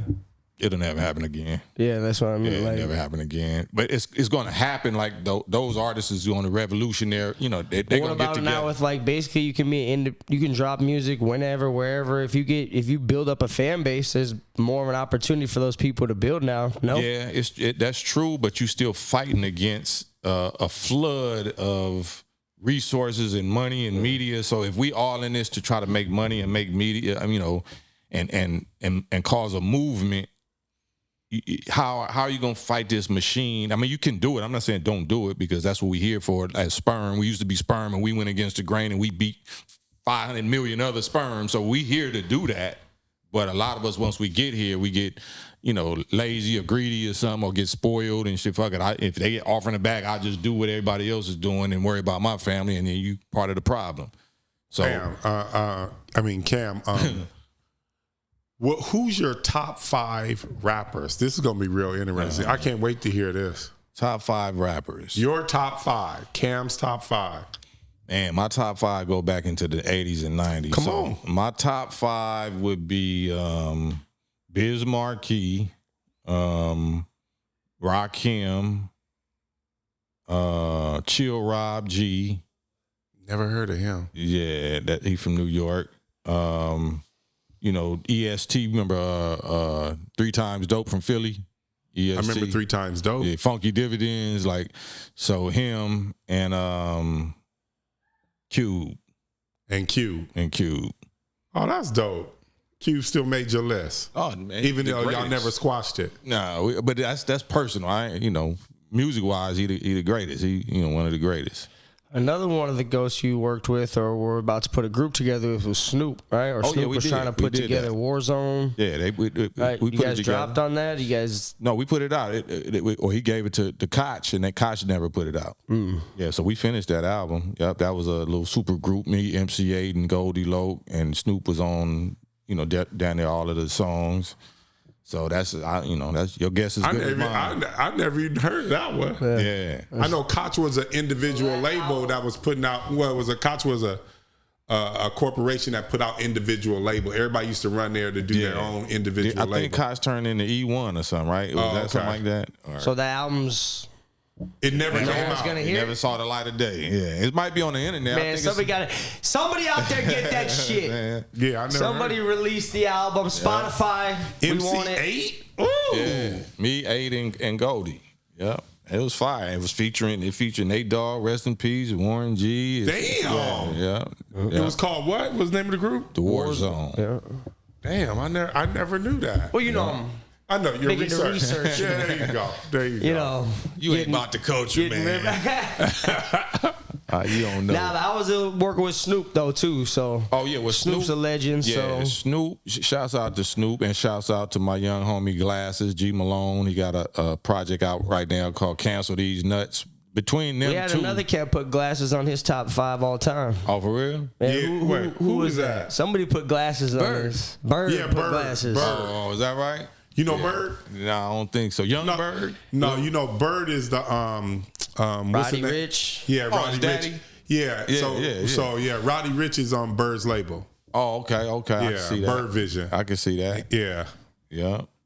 What's the coolest, I don't know, story, some shit? You be Snoop's always smoking like that? You smoke like that with Snoop? Yeah, so Snoop, the reason I said that because between Glasses and Snoop, and of course Cube, but those is the two that did the most for me in my career. Like Glasses, Malone, and Snoop. but you were out before Glasses, right? I'm just saying. I'm just telling y'all that's something that y'all don't know.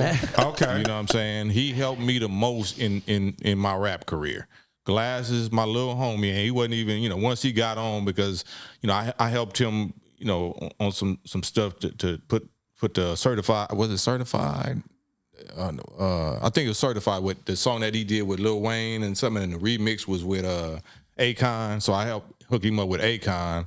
Okay. And then he from around the corner from my neighborhood. So but ever since then, like just on some brotherhood stuff, like how we talking now, like we always had these debates and talk and and Right. talk about health and talk about relationships and all kind of shit. So that's my bro, my little brother. So musically, whenever he get on, he be looking out for me. You know what I'm saying? Because up until this point, I'd be like on my Cat Williams off the you know what I'm saying, off the radar, not liking nobody in the industry and shit. He be trying to bring me back around and put me on this and put me on that. And then, but Snoop, he did the most for me on a large scale, more than Cube did. Ain't nobody perfect. Everybody got their flaws or whatever, and you're not gonna be loved by your own hood or your own homies a lot of times. And that's why, because what you doing something with these niggas for, and when your own homies ain't, so everybody. But Snoop really looked out because of just a respect level, just some street stuff or some brotherhood, some soldier business. You know what I'm saying? So you looked out, made sure you was good. Yeah, on a few things. Even at the record, like people didn't really know the Nipsey tribute, the One Blood, One Cuz, right? He reached out for me. I wrote that for him. So he reached wow. Yeah. Okay. So behind the radar, because they know how I've been canceled culture for so long. Like they throw me a little work, here and there, like, and we just keep it under the radar. Gotta bring you back, man. Bring out that Warzone album. Oh, yeah. Make a comeback. Yeah. That would be dope. They need to put that back. You gotta get that thing buried. Yeah, unshelved. Find it. Unshelved. But yeah, the thing that we on right now is this Battle Cat and Kam album. It's 2 singles out right now that's just floating around. I don't know what to do with it. AD gonna help me figure out what I'm supposed to do on this streaming type shit, because I'm a Fred Flintstone dinosaur when it comes to that. But first single was called Legend in My Section, and that's featuring Corrupt and Chill from Compton Most Wanted. And the second one is one we just put out like a month or two ago called Positivity, and that's featuring R&B legend Howard Johnson and YN Vaughn. So you can check that out right now and give me your thoughts and feels on that. But I'm in circulation. I'm still making it happen. I am about to rock your world. Babe, you know you can't handle all of this without your sword.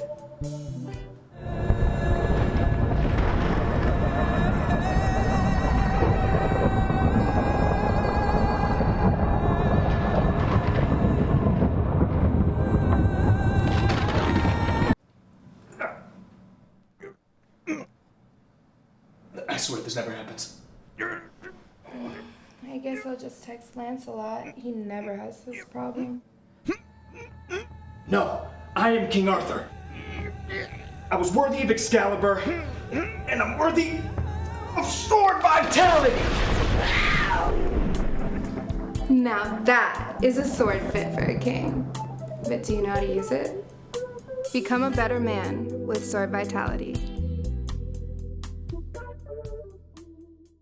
You also got a book out, right? Oh yeah, I got to relate, boy. We got to come back and have a whole different conversation about that, because in what I've been doing while I've been away from the music is relationship, not coaching, but I'm into male-female relationships. So what Kevin Samuels so-called was, but I got more receipts and accomplishments and been married for 29 years of my life. You know what I'm saying? So they really would hate what I got to say, so I'm talking about the females, but a lot of 75% of our society problem is unfortunately with our sisters and they delusional feminism, whatever insanity that they on right now, thinking that they the bosses, they all the way against they nature and their natural role. So I got a book called War in Your Heaven, the black man relationship problems with his black woman today and the feared solutions. So it's not just about complaining about problems, it's about solutions. And of course, they're not necessarily going to take the solutions, but they're there. So what's the main problem between men and women today?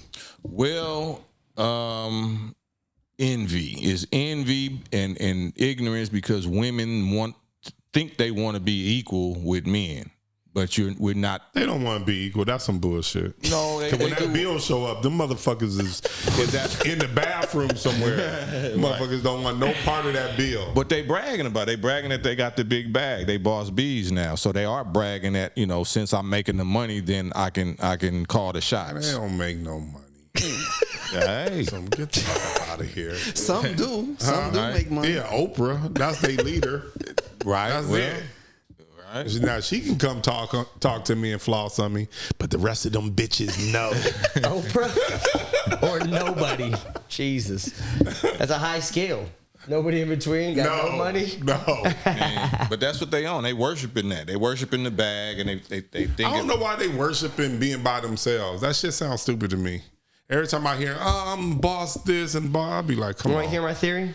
Come on. Let's let somebody come in here and threaten you. Let's see how big you are. Let's be the boss. I'm going to go sit down. Do you want to hear my theory? Second.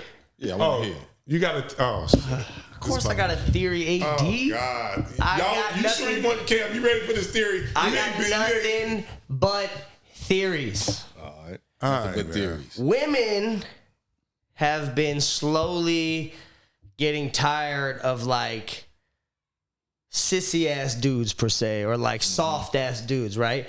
And those soft ass dudes never used to get to date women or certain women or higher level women that they get to date today because of dating apps.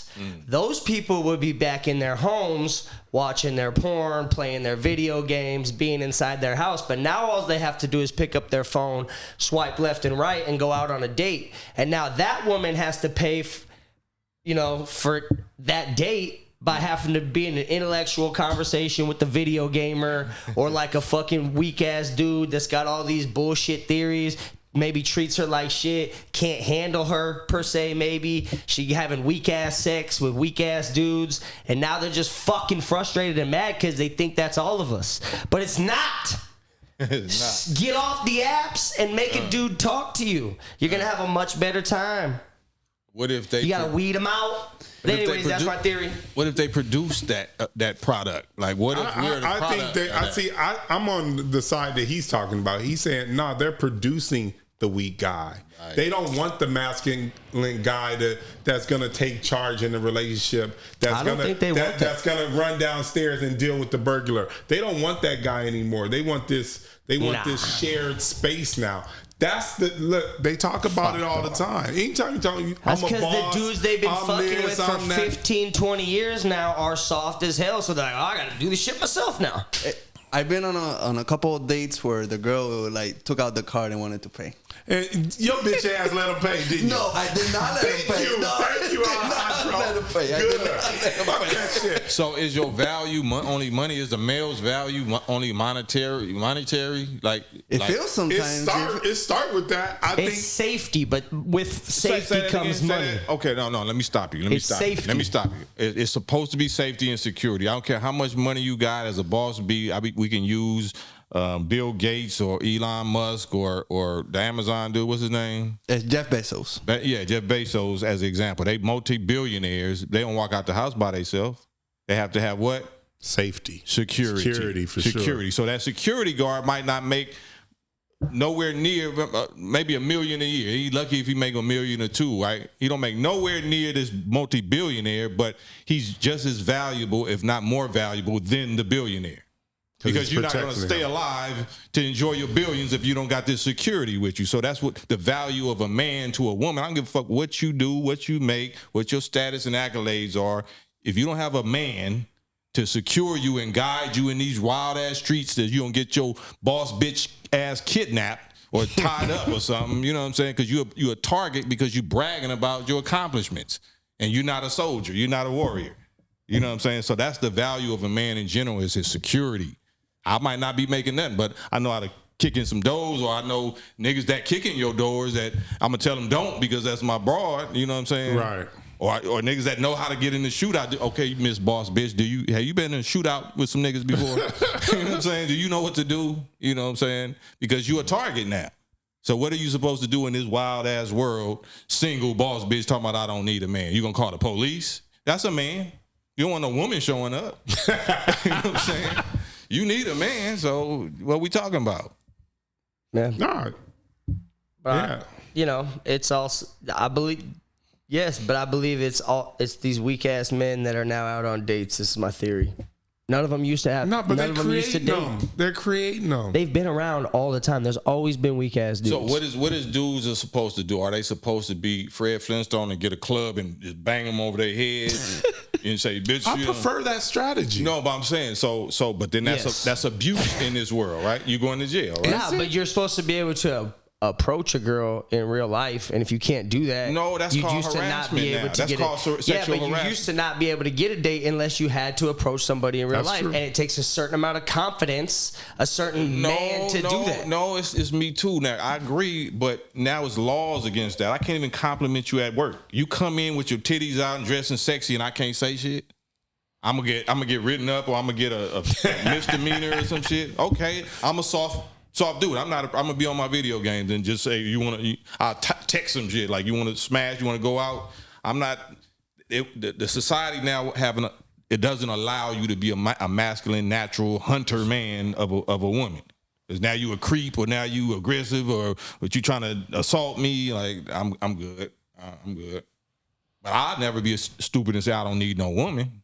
I'm not no tough guy. I need a woman. I need It's these women that saying I don't need no man, and that's pure insanity to me. I think that's the part that's different. When men get money, they like, or when they get security and they feel confident in themselves, they like, I'm ready to start a family. Mm-hmm. But when women get money, they say, I don't need a man. I don't need a man. And I think that's the difference. That's what's really going on. And what do you think about social media?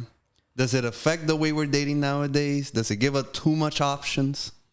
It gives the man kind of too much options because the women is devaluing themselves. So they competing with sexual self-disrespect. So if you want a real man, then you're going to have to do real woman things. You're going to have to do real wife things. If all you're doing is ratchet, all I see your ass clapping and twerking and you're sticking your tongue out, you got fake this and fake that, and you claim you want a real man, and he's a cheater. I left my last relationship because he was cheating. Okay, is that your real hair?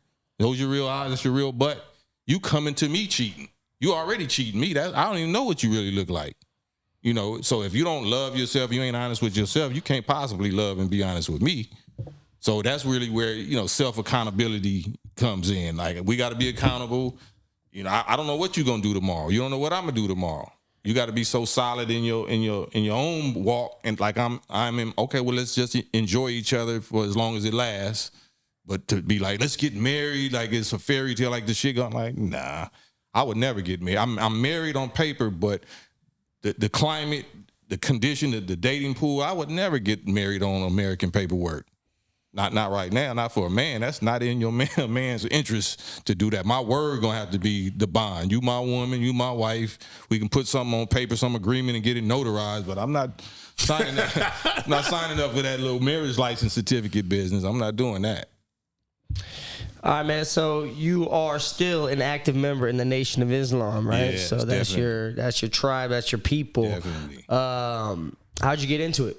When did it start, or like when did you become? In the late '80s, my older brother that was in the military got introduced me to it, and just certain circumstances and trials and tribulations in these streets that you know, my brother used to be bringing Minister Farrakhan VHS tapes home, and I'd be listening to him, and it was making a lot of sense. It's like Malcolm X, because, you know, he's the modern day for my generation, what Malcolm X was to that generation. So a lot of stuff, what he was saying made a lot of sense, and it was articulate, and it was I saw the unity, and so I recognized it as some warrior type stuff that a young male mind would be gravitating to, like a football team or like a gang or a military. You know, it had all those masculine unity, brotherhood aspects to it. And then I was always getting abused by the police, by racist police in my city. And I just felt like I wanted a way to protect myself and protect my people and retaliate, be able to get back when they do violate like that. So that's what really attracted me to it. A lot of times I didn't agree, and I spent like maybe 2 years trying to disprove it, and I wasn't able to disprove it. So after that, you know, I kind of submitted, and you know, you're trying to disprove it? Yeah, I try to disprove it. A lot of stuff like what is bean pie? What does a bean and a pie got to do with each other and shit? And you know, just the whole theories of where races came from. So I was anti everything because it went against my Christian upbringing. So in Christianity, you know, I was born and raised in that. So I was. So does being in the Nation, do you think that held back your rap career, or maybe you didn't get as much push because people don't always look at the Nation of Islam as a positive place? Absolutely. It helped, and it made me the quality rapper that I am, but the career, the business part of the game, because it's music business. It elevated my music, but it killed the business part, because, you know, truth hurts, and it's not, you know, derogatory, racist. What, like, I want to have a conversation. Let's talk. Just like how the minister and members of the ADL or whatever, like, let's talk. You know what I'm saying? If you can prove me wrong, let's do that. But why don't you want to sit down and talk? You want to talk against and about, but why not talk and let the people? We don't have no history of being disrespectful or violence against, you know, Jewish people and that. So let's talk. Let the people see us talk. Why would that never happen? We constantly offering it. Why, you know, so it's that type of thing. So whoever got the most to say but is not willing to come to the table, then that's suspect. And if it doesn't have religious affiliations or anything like that, why all the basically opposing Judaism? Because it's not about religion, like, because the Nation, Judaism is our faith too. This is our prophet. So we don't have no problem with white Jewish, you know, people that actually practice Judaism, rabbis and all that. We brothers in faith. We got very close allies among, you know, Ashkenazi white Jewish rabbis and Jewish community. But it's those people that call themselves Zionists that's where the issue comes in at. What's a Zionist? Because I don't even know what that is. A Zionist is somebody that advocates for the state of Israel. That state, that's a political thing. That's not a religious thing. But they try to cover it, say that that's the fulfillment of religious prophecy. but they gangstered it. You know what I'm saying? They you know, ask the Palestinians. You know, does that seem like religious, righteous, you know, acquisition of land and shit to them? So, and the same that with us in slavery. They justified that in Christianity. That they justified that with religion, like that. You know, we supposed to be slaves of this people and such. So it's that thing. So why not come to the table and prove your case? Because we think we can prove ours.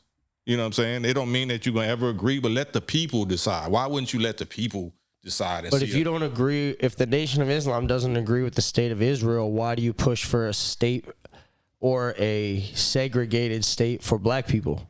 Well, it's not segregated, it's separated. There's a difference between segregation and separation. But you're against a group of people who have been shit on having their own place to be safe. No. That's but not. You want not at all. The Nation of Islam wants their own people to be safe in their own Anybody place. that's get shit on or did atrocities like that should have reparations and should have their own separate state and territories based on their specific identification. You can identify if you saying Jewishness is a race, okay, identify that you're a race, and if you can identify that you're a descendant of Holocaust, then you absolutely should get reparations. But it shouldn't come from me. It shouldn't come from, you know, my slave tax dollars, my ex-slave 400 years tax dollars, and I don't have it. I'm not getting reparations. So I totally agree. The nation is not against Jewish people having no reparation, their own separate state and territory, but we see that we the ones sponsoring it. We the ones funding it. What about ours? Okay, the Hitler thing happened in Germany. You know what I'm saying? By your own white brothers, Nazi, you know, Caucasian brothers. What did that have to do with us? And what did that have to do with Palestine?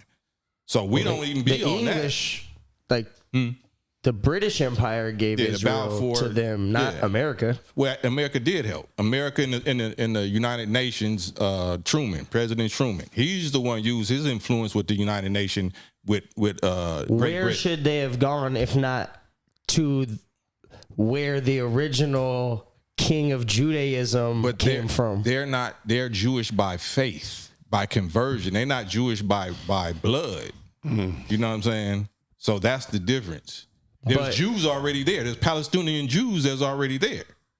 Yeah. So why take, if you're from Europe or Germany, why do you get to go to Palestine and shit? Would just have the Balfour and the Great Britain carve out something in Germany? If all of their great-great-grandparents were kicked out of the home they used to live in, and for 200 or 300 years they had to be German, where should they go? But that's not that crisis don't exist no more. So why not take them out of Palestine since and put them back to Germany where they're not tripping on that no more? You understand what I'm saying? The solution is to put the Jews back in Germany? Well, you said that. So are you saying that Germans all come from Germany? Well, the ones that's the Holocaust. They come from all over. Okay, so that's because that's where they were spread all over the earth when they were exiled from Israel. At every opportunity they were given, whoever was running Israel. You talking about the 72-year-old Israel, or you talking about the 4,000? I'm talking about thousands of years. There's no historic proof that ever happened, right? So that's something we can look at. Anybody that's watching, I thought you just said that your brother's in the belief of the people you believe, so you either believe in prophets or you don't. So is the Bible real or is it not? What do you mean? Okay, we're talking prophets, not history. Prophecy means speaking on what's going to happen in the future. So the books of prophecy, there's not history books. But do you believe in Jesus? Yeah, as a prophet? Well, yeah, there's no historical record ever of Jesus Christ by any historian that ever lived at the time of Jesus Christ. Never ever wrote a man about a man named Jesus Christ. Listen to what you're saying. You're saying Jesus Christ. He wasn't Christ. There was nobody named Yeshua running around that area or none of that. Because that was his real name. We all know that. Because there was no J's back in the day. Exactly. I agree with that. But he was called Isa. Isa was his name. So the prophet Isa fulfilled that character. But you're right, there was no Christ, there was no Messiah, because those characters wasn't to appear until the end of this world's time, which is our generation. In the last days is when those characters are supposed to show up. So that never happened. In the 75% of Bible and Torah and all of that is prophecy. 75% didn't. Only 25% of what you read in them books is history. That's why it's called a book of prophecies. Like, if you have the gift of prophecy, like you know how to see the future, or you get visions of something that's going to happen in the future, but you write it down today, you see it as though it's past because it happened. That dream or that vision happened now in past tense. So you write, and I saw a city in the sky, and I saw this, and it. So you writing it as past tense, but really it haven't happened yet. That's what these books. That's what prophecy means. Prophecy is future tense. So we're living it out now. We're the characters that's living it out. So Jesus ain't been here yet. Not the Christ. He's here now, but the prophet Jesus was 2,000 years ago. Yeah, same with Moses, same with Musa. You know what I'm saying? So the stories of the majority, 75% of those stories never happened. Not in the past. Well, there were people that believed in Judaism, either way you want to take it, that were in that area before anyone else. Right. So it's a difference between besides the Canaans. Yeah, who were but there I'm not talking about the tenets. first. I'm not talking about the tenets of Judaism. Those is righteous tenets to live by back at that time. We're talking about the prophecies, the stories. You know what I'm saying? So if I were to say to you today that you got to get the fuck out of LA, right? And you can't live here no more because I'm the king of LA. And I don't like you, and I don't like your family, and I don't like your people, and I want all you motherfuckers out of here, and you got 3 days to get the fuck out of here, and you can never come back, right? And now my reign and my family's reign is for the next 400 years. And every one of my family members, before I die, I told them, don't let these motherfuckers back in here. They're going to fuck up our society, right? And in that time, you moved down to Mexico, and now for the last 400 years, you've been in Mexico. Now your grandkids are Mexican. All y'all speak Spanish. You guys are all that, right? And now my family's reign ends. And the people who gain that reign back in LA say, you know what? It's not so bad. Why don't you guys come back? You don't think that you belong to LA? Your family would still have ties or would have rights to come back to that place? Okay, so I mean I can agree with that. So, but we're dealing with policies and armies and laws and enforcements. This land that we in right now is Mexico. This was all gangster from Mexico, right? Why are we calling them aliens? Why is the borders blocked off when we living in their land? Don't tell me I'm opening the borders when I become president. Ask these guys. I'm opening from Canada to the tip of South America. He did say that. Because we are one continent over here, and it's utterly ridiculous, I think. So do you ignore what happened, the victimization that happened to black people, that happened to Mexicans? You know what I'm saying? That because just because you gotta, you gotta change your heart, or you're conscious, do they still not need to be compensated or repaired? You know what I'm saying? So no, I'm giving reparations too. Well, but so we need you as president. Yeah, that's what I'm saying. Thank you. But in reality, I got like 3 votes now. Yeah, you got my vote. You got my vote. Are you counting me? No, I got votes outside of here. Alejandro, I know you would never vote for me. But you understand, people get that concept, they couldn't live there and were kicked out, and that's why families lived all over, and why Jewish people, and it's like if your Mexican family continues to practice your religion for that entire 400 years and never sways from it, you now don't get to say that you're you're not originally Jewish because you went to Mexico. Well, you're not originally Jewish, so like I said, it's a conversion. Yeah, they're not the originals. They're not the original Jews, right? So you Jewish. That's what I'm saying. Judaism is. How do you identify a Jew? What's the identification of a Jew? He's not Jewish. No, I'm not saying. Anybody, I can ask Alejandro that. What would you say how do you identify it? Is it a race? Is it a faith? Is it a bloodline? Is it a location? What is the definition? Jewish? Yeah, Jewish. If they tell me they're Jewish, that's how I identify. So then, how can you say that you deserve this land and you really went through this 400 years of this? How can we identify that? That's what I'm saying. If you're people, if you as the matriarch or the whatever you call it, patriarch of your family, created that you're Christian, but you got kicked out of this Christian land because somebody else took it over, but you continued to be Christian for 400 years in Mexico, it doesn't make you Christian anymore. But that's a faith. That's a choice. So like the difference but with still, the original Jews got kicked out, but all their family. So if even say the dark skin, when you say your dark skinned Jewish family that's the gets original, kicked out of that's Israel, the original, and now you move to Germany and started breeding with lighter skinned people for 400 years. You already said it only takes 200 to get 2 shades darker. So to think that those guys aren't the original because they were forced out to go breed with lighter skinned people because they don't live in that area anymore is crazy. To think that they don't get to claim that for 400 or 500 years my family has been Jewish. But Jewish is a religion, or Judaism or whatever it is. So I'm saying though, so it's like saying at some point their family was originally in the Middle East. But I can claim to be anything. You can't identify a person by their religion, right? They can claim to be anything. We wasn't targeted for slavery because of our religion. We identify that's a nigga right there. That's a black one, and we know exactly who he is, and we're going to persecute him based on his physical identity. We can tell what he is. He can't hide that, right? So we was. If anybody has the right to reparations due to identification like that, that's clear that it's us. We literally was the 400-year slaves of this land. Whatever's going on in Germany or in Palestine, okay, that's good. I mean, it's good to be an activist for that. But if you live in America and you're from America and you benefiting from America, that you're benefiting, especially if you're white, from the 400 years of slave suffering, death, torture, torment that we had to endure, and we don't get no benefits from it whatsoever. So our priority has to be that you need to acknowledge what you know we suffering from, and especially if you know you the one did it. So white people here and Zionist people here can't blame what happened to black people in slavery on somebody else. They the ones did it.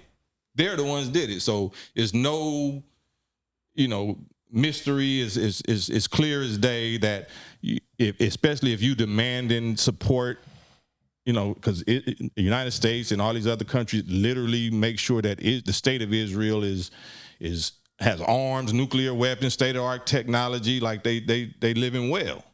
Because of what? Because they only went through 3, 4, 5, 6, 7 years under their own white brother, Hitler, that did those atrocities to them for only a few years. See, that's not all the way back to Jewish history and how many kings have exiled them and how many millions of other cultures have fucking exiled and killed Jews just for being Jewish. That's happened throughout history for thousands of years before we even got to Hitler. So, but that's just new identity. Shit. That's just new shit. So we talking about identity. So the Crusades, you know what the Crusades are, is they sent out armies or whatever to wipe out the savages because they wouldn't convert to Christianity. Yep. But you still identify that they're savages because we know what they look like.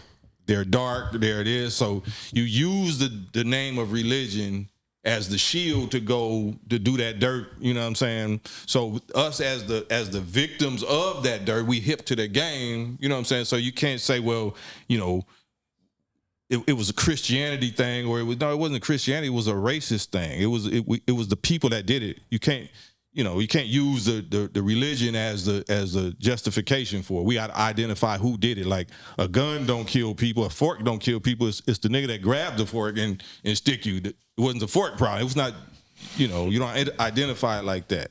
You understand what I'm saying, or I'm trying to say? Yeah, but you're saying you just can't identify Jewish people by eyes so that they don't deserve a.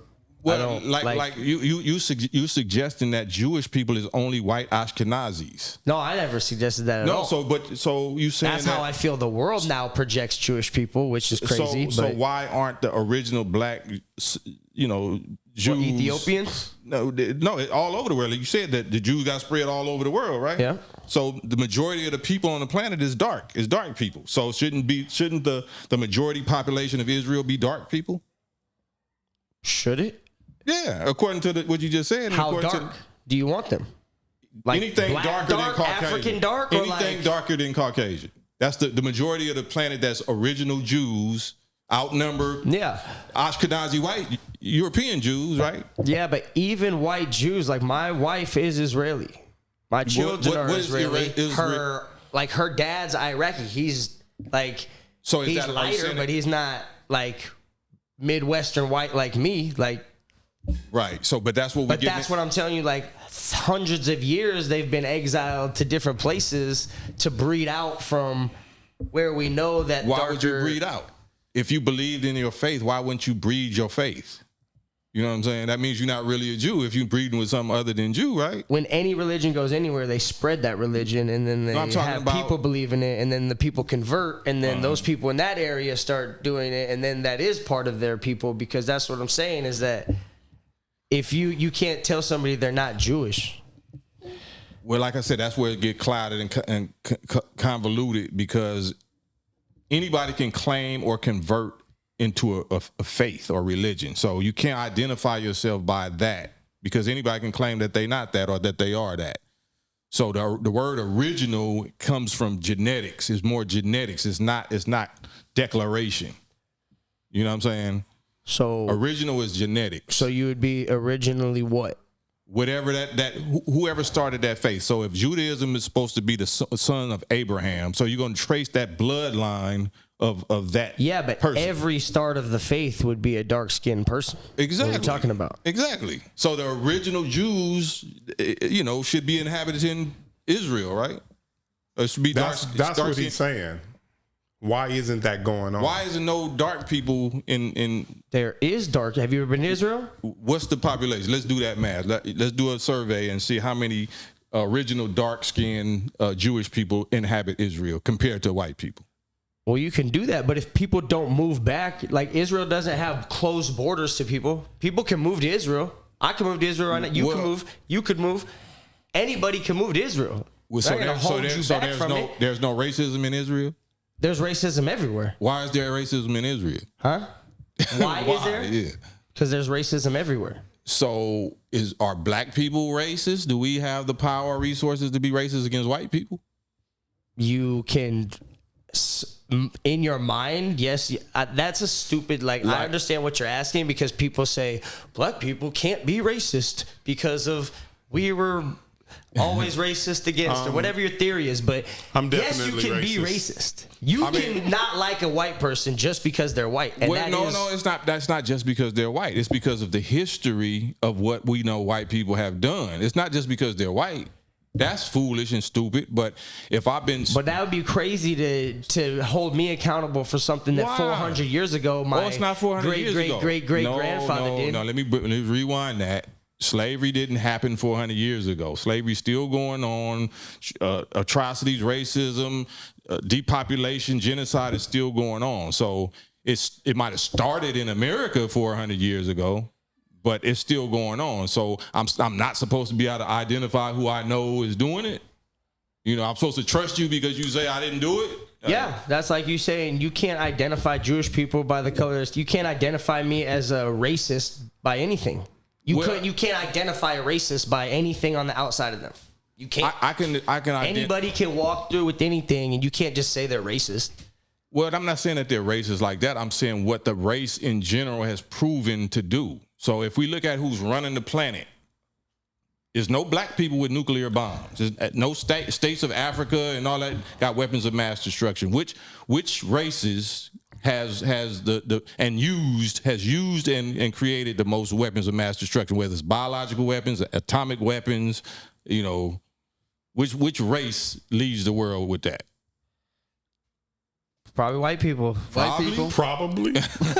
But that's again my question on why don't you? Yeah, why should I trust that? If what you said earlier, there's more dark-skinned people on this planet than white-skinned people, right, how the fuck do we keep getting the upper hand? Because of evil. So that's what we were talking about earlier. Listen.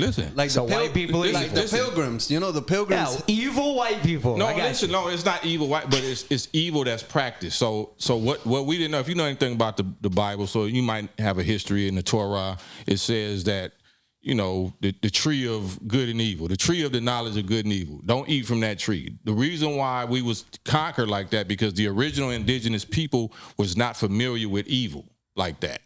There was no people that practiced evil like that. So we was green, we was honest, we was gullible, you know what I'm saying? We was foolish because we treat people the way that we wanted to be treated. We was creators, makers, growers. We was bartering, trading like we did for each other. We built for each other. So a new baby race that is still immature and selfish and greedy and don't know how to, create or do what we did yet, they're going to say, I'm going to take that. So Mansa Musa didn't conquer nobody.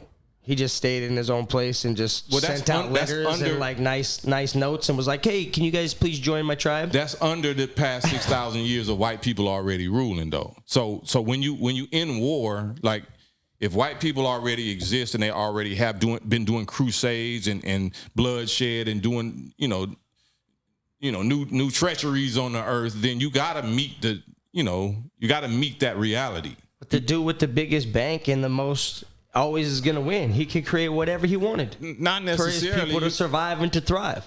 Not necessarily, because you can't say that he was conquering the whole world. You could say that. Why didn't he? He don't need to. He's not gonna live on the whole world. He got to conquer wherever he live at. Well, my ancestors won the whole thing. I'm not saying I agree. But I'm just saying how it was done. It was done through deception. It was done through lies and murder and theft and wickedness that the original people wasn't familiar with. So by the time we was aware of what was going on, we was underneath the foot by then. So white people created evil. No, I didn't say that. It's not even white people's fault. White people didn't create themselves. We made white people. So whoever produced the races is the one ultimately responsible for evil, that type of evil. What happens in a situation with like a bully? Mm-hmm. Is the guy getting bullied who shoots the bully after getting bullied for so long, is he the problem? Or was the bully who kept fucking with the guy the problem until he broke? Wouldn't there have had to been a bully situation to where like us as children, if y'all created us, we would have, as humans, been loving? As humans, we're loving people. There would have had to been a situation where it's like, fuck this guy. And this guy was like, God damn it. Fuck. Shit. Fuck. And then he was like, you know what? Fuck these motherfuckers. And then he would have had to come with his shit. Well, wouldn't that have to be a sort of dynamic that would happen for a human to turn on another human? Not necessarily, because we're talking about the nature. What? There's nothing else to talk about. It's the natures. This is nothing. The natures of how things came into existence, and just like I said, the nature of physics. There's opposites. Everything has an enemy. Even if you're righteous, a tiger has a natural enemy. A bird has a natural enemy. We have natural adversaries. We have natural natures that don't agree with each other. That's why. All big cats don't mate with each other and kick it. They don't get along. That's just how nature is. So just because we're humans, it don't mean that you enjoy the same things that I'm going to enjoy as a black person. A white person is not going to necessarily enjoy the same things. So you have to be wise enough and scientific enough.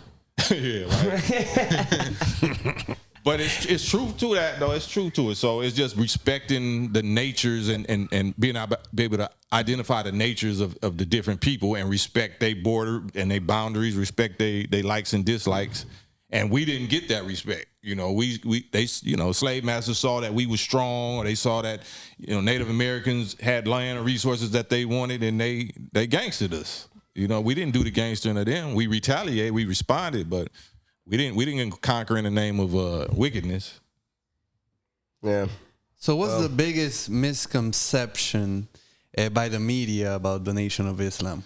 That we're anti-Semitic and that we have hatred for white people, or hatred for Jews, or hatred for homosexuals, and stuff like that.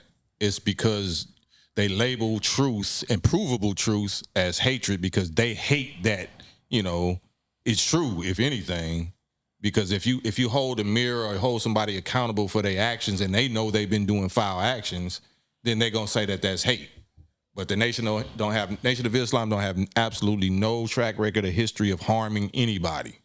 So you can't say there's some hate speech or hate crimes against homosexuals or white people or Jewish people, not by the Nation of Islam. So why lump us with that?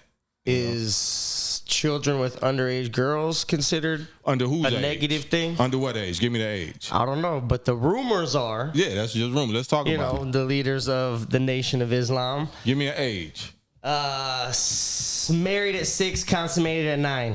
Oh, you talking about Prophet Muhammad? No, I'm talking about Who is Elijah that? Muhammad. Oh, hell nah. That's pure lies. That's pure lies. I thought you was talking I about. thought Malcolm X came out and stopped No. being in the Nation because he said that there was a bunch of kids from underage girls.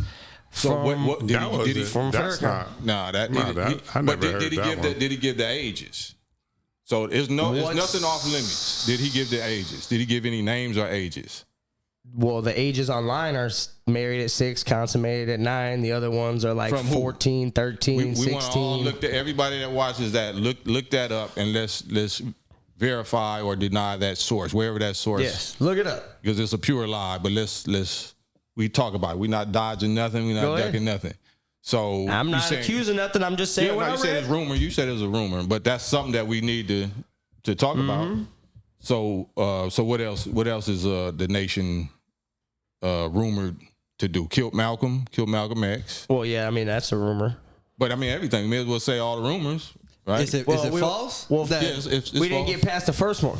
And why Well, it's false. If we everybody can't- around it has seen who- it who is or saw everybody? it, I guess. There's there's people online who are Was they there? Like, did they know these women? Did they know the children? You can go on YouTube right I mean, now. he wasn't like a super private dude, no. So you can go on YouTube right now and pull up Minister Farrakhan with the wives of the Honorable Elijah Muhammad. That's grown women, and they children by Elijah Muhammad is grown men. You can look at it on YouTube right now. So for anybody they're that wants to grown. do the math and find out, Yeah, how they're old grown, of course. Yeah, but now. but they're grown now, so you can trace back how Saying by their age, by you their can age, figure out when you know this what I'm happened saying? by So their kids. I would and all that encourage stuff. everybody to do that.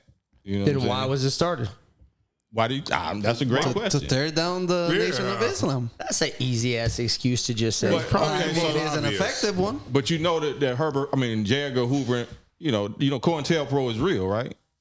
Yeah. So lies. Part of what the tactic is to go spread lies, especially among the righteous community. Then why Malcolm X leave? Say that again. Why Malcolm X leave then?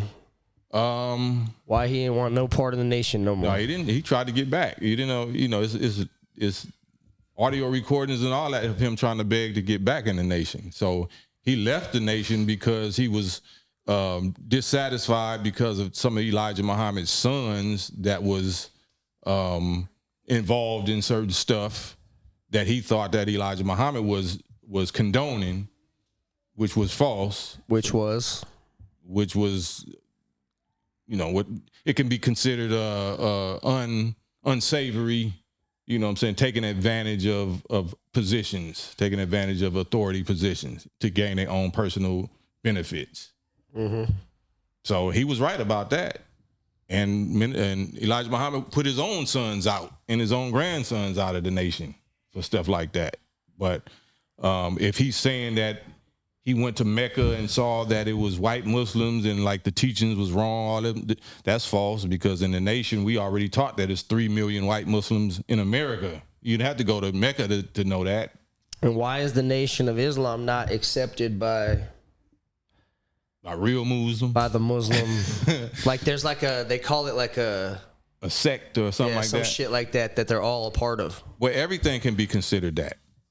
Christianity was fashioned by but they specifically don't fuck with y'all. Well, that's because Like of leaders tradition. of the Well, they traditional. do. You can go on YouTube and see the black Muslim, the Orthodox Muslims of the black world all embrace the nation, Minister Farrakhan and the nation. It's the white Muslims, Orthodox Muslims, that had that problem. The black ones from where? From everywhere, all over Africa, everywhere, Africa and Asia, Middle East, even Russia, white Muslims from Russia. Go on YouTube and look at Farrakhan's World Friendship Tour, and you'll see the majority of Muslim nations embrace us.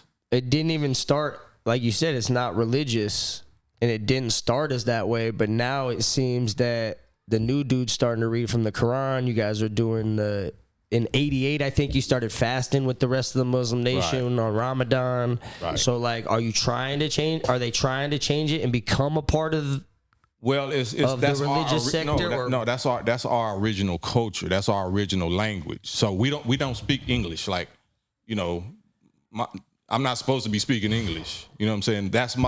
That Arabic and Aramaic and Hebrew that's my original language and culture. So if the Nation of Islam didn't start like that back in the 1913s. No, it's not going to start like that, it was because never you like can't that. It started adding Arabic writing later on, and like of course. So if you born in Mexico and then you come to America, you're not going to just force you to try to speak English. I don't know English, so I got to gradually learn my original language and original culture and original ways and traditional ways. So if we've been that's what I mean. So now you're tying the nation. So now the Nation of Islam is trying to tie themselves to the actual Islamic it's not the faith. actual. Islam is a provable, mathematic provable tenets, like, you know what I'm saying, of faith and charity, righteousness, do unto others as you want done to yourself.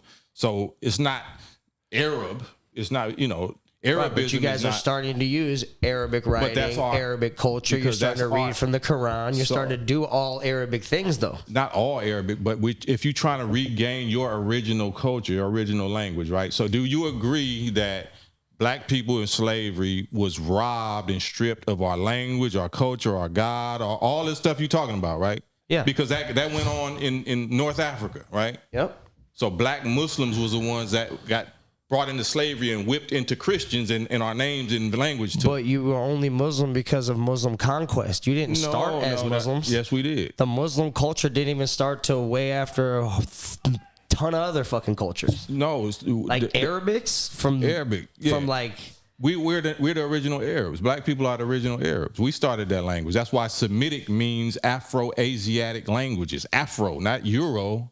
Afro-Asiatic language. That's what the word Semite or Semitic even means. So we produced these cultures and races and so-called religions.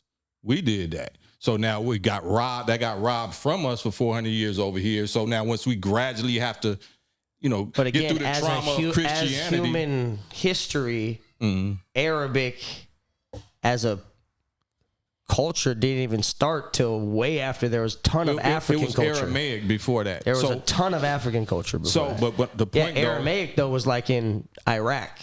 Aramaic was Iran, wherever the like in Turkey, like right. But we was original. Like, so if you agree that races came from, do you agree that races came from the original black people, black nation? Would you agree with that? So that means that we was inhabiting every part of the planet before we produced the races, right? We was speaking. We had a language. We had languages, right? Yeah, but if you're saying your original language would not be Arabic. That's the language that came far past your original It was more existence. original than English. Yeah, but if you're going to go all the way, why the fuck you don't go all the way? Get your original one. Well, why not there's like 4 or 5 other languages you can speak besides Arabic. Well, we believe that's just like mid-human existence. Well, that's an argument we can have, but we believe that's original enough for us, right? Because that's speak actual fucking Aramaic. What's up with that? Right. Bring that shit back. Some Sanskrit. Well, that means you would have to reteach the population. So, hell yeah. But I'm just saying, so we're not there yet. We didn't try to relearn our own shit first. Oh, man. All right, let's get back to some elementary pop culture shit so these guys can get back into the conversation or whatever the fuck is going on over here. What do you want to talk about? I was asleep. I know. Oh. I was asleep. I know. Oh, you got an immune booster thing. This guy does herbs. Why don't you guys talk about that?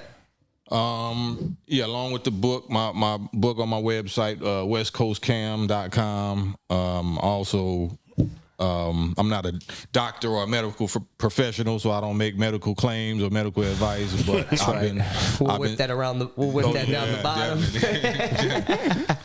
But for cleaning purposes or watering plants purposes or whatever, you know, I've been producing my own ionic colloidal silver for about 12, 13 years, you know, for me and my family, and I made it available. So whatever you choose to use it for, but if you research, there's some peer-reviewed published journal information about the healing properties of silver, and colloidal silver has the strongest, one of the strongest, if not the strongest, natural antiviral known to science, antifungal, antimicrobial, antibacterial So, and it's nature. It's from nature, so you can't patent it. So the pharmaceutical industry ain't gonna make no bag off of it. But so I make it, you know what I'm saying, and I make it available. I drink it. Me and my family drink it. I'm not saying that you should drink it. You know what I'm saying? You can do what you want to do with it. But we drink it, you know what I'm saying, and that's what we was drinking through the last 3 years of such and such, you know what I'm saying, and never had no problems. There you go. You know what I'm saying? So that's like Forrest Gump. That's all I can say about that. All right, cool. Alejandro, you got any ridiculous fucked up questions or anything to end it up with your segment? No, give me 2 minutes. What about we always race is a big thing, and I know the Nation of Islam is all down for segregation. How do you feel about segregation? No, so it's not segregation. We're not with segregation. We with separation. So that's respectfully and lovingly, having. Just don't want to fuck with us. No, like it's not even that. It's like what safety, like what have our former slave masters done to make us feel like we want to continue to embrace that? Like if we feel that we've proven that we've been able to reform ourselves and unite and become entrepreneurs and all that and exercise our independence without, that's what the Nation of Islam has been doing, without the intervention or the help, and even in spite of the blockage of our former slave masters. And we see how healthy and united and loving and progressive that we've been. Why not continue to do that? Same with the state of Israel. They don't just allow anybody there. They want to heal from what happened to them. And yes, we want support and resources and help, and what I'm saying, just like any other nation. So it's separation. It's just like if you in ICU, I can't have other germs around me when I ain't got fully over these germs that you done killed me with for the last 400 years. Y'all did it. You know what I'm saying? So and just to reiterate what you're talking about, they're talking about the worst thing that ever happened to black people was integration. Do you guys feel the same way? Absolutely. But the integration, the worst thing that happened to us was slavery. Forced, it was segregation was forced on us, and then all of a sudden we've been told that we got open arms and we love you, so now integrate, you know what I'm saying, when, like you said, after slavery, we thrived the most, when we was having our own communities. We had our own cities, governed ourselves, policed what happened ourselves. to those cities? Yeah. They got bombed by the former slave masters. So why in general do you even want to stay in this fucked up country? I don't, personally, but, Why isn't there like a big ass uprising and like a thing like, look, but that's going to happen. You could buy a big ass, like, hey, what's going on with that island in Nicaragua? I don't think that's big enough. But you could buy whatever. Well, why would we all get together? Why would we have to buy? I don't say you have to. I'm not saying you have to. I'm saying why can't we just create that here? With that same mindset, like, why the fuck would we keep doing the same thing? Right. Why the fuck would you even, like, I don't even want to live in America no more because the place is so fucked up, to be honest with you. But there's like a lot of land.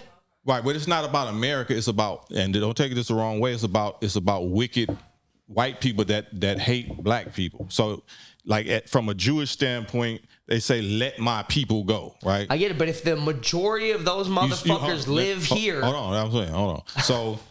So the same way that there's a state of Israel, right? The people in the state of Israel didn't choose that location. Some benevolent leaders and rulers of the UN decided to carve out that location, and why wouldn't they do that for us? Why do we got to do it? Why we got to go buy our properties and shit? Isn't there a nation in Africa that already offered that shit? Yeah, but still, our former slave masters is obligated to take care of certain things and fund certain things for what we say is from 20 to 25 years. Like, why do we got to go start from scratch when we built this, and then we got to go build some more shit from scratch and try to survive? Should the nation that we made rich and wealthy and most powerful volunteer to do for us what they know they owe, what they've been doing for Israel for 73 years? Like, yeah, I'm sure, but I don't think that's the argument. Is there a group of people that's like, hey, give us some money and we'll leave? We're not saying money. We didn't say money. We said resources. I'll take some money. All the resources are over there. You give me gold. You give me gold. All the resources we take from there. No, we're talking about land, though. So you're saying that America and Europe are not thoroughly infiltrated, and their tentacles ain't thoroughly infiltrated in Africa. And yeah, that's what I am saying. So that's where they get all the resources. So I'm saying, so why would it be so safe for us to go there when we gonna run into the same devils? We gonna run into the same problem? Because you gotta create that barrier. Well, how? Like, so why? I'm not. You want me to run it? No. God damn. So No, we don't want you there, Josh. I know. We don't want you there. But for real, some real Look, shit. I also offered in our conversations to give y'all Florida Oh God. But Florida as a ain't gonna, safe haven. yeah.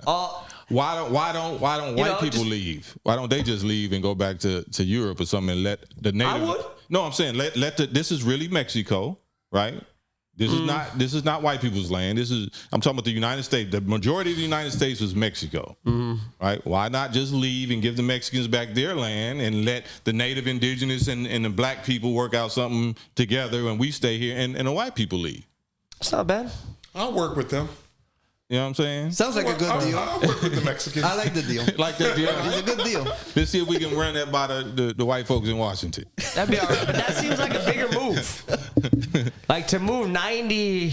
Like what's the No, percentage? because it's like the infrastructure. 90 to 85 to 15. Like that's a way bigger move, man. Like we can just what's wrong with that? compromise. Y'all like to that's travel? a huge move. Y'all like to travel? You know what I'm saying? Oh man, all right. But which European cats am I taking houses from? Man. It's like those Palestinians. I gotta take their Well, house. start with Man. Germany. Start with Right. the people who committed heinous Hey, crimes. Germany is the. If you notice, South Africa's trying to take Israel to court right now for war crimes, and the first people to back Israel was Germany. Because they teach in their schools of the fucked up shit they did, so they never forget. Right. Unlike here, we don't teach anything except. Well, you know, my first album, the title of my first album was Never Again. How come that's not on Spotify? Huh? Oh, because I own it and it's been 30 years, so I got to get back on my new media game and then load that stuff up. That was the one I was trying to get to the first album. I couldn't find that motherfucker. Yeah. Only on YouTube. AD was telling me, he helped me get my shit back to modern times. All right. Well, anybody else? You got something? Did you have? You're pretty quiet yeah, today. There you go. Yeah.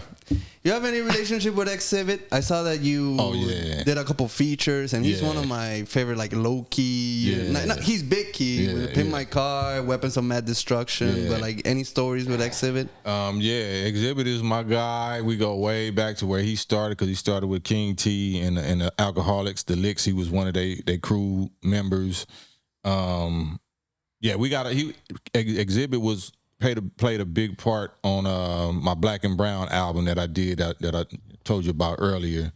What is he doing now? He touring. He doing shows. Okay. Yeah, he's still doing music.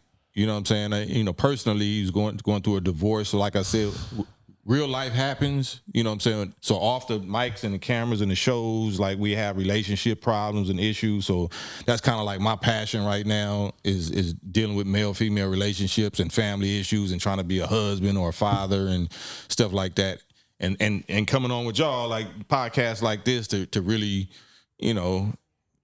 spark those kind of conversations, because that's the real life shit. Once you get money and fame, that's cool, but it's gonna come down to your family life. You know what I'm saying?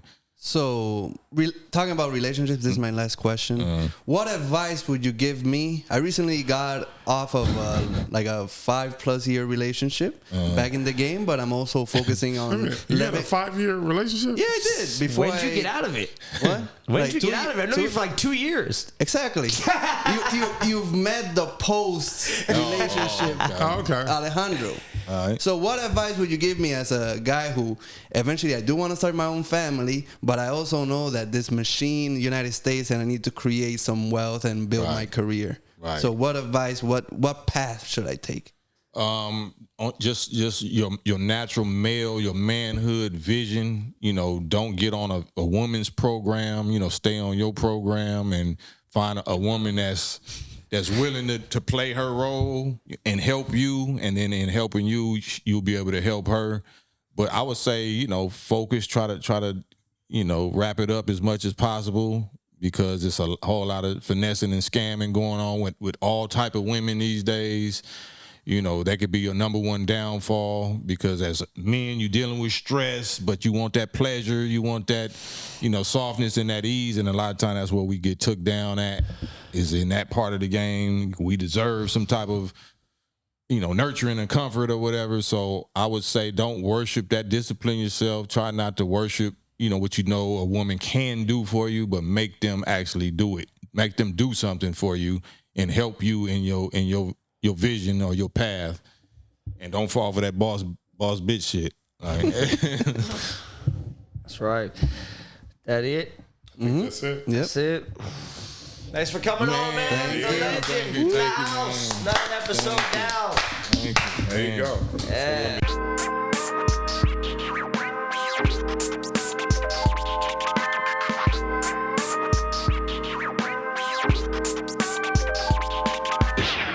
I am about to rock your world. Babe, you know you can't handle all of this without your sword.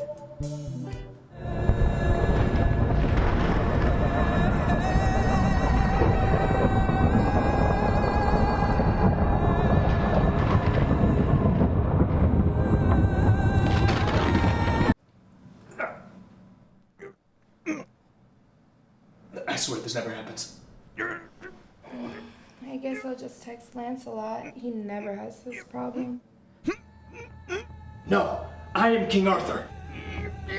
I was worthy of Excalibur, and I'm worthy of sword vitality. Now that is a sword fit for a king. But do you know how to use it? Become a better man with sword vitality.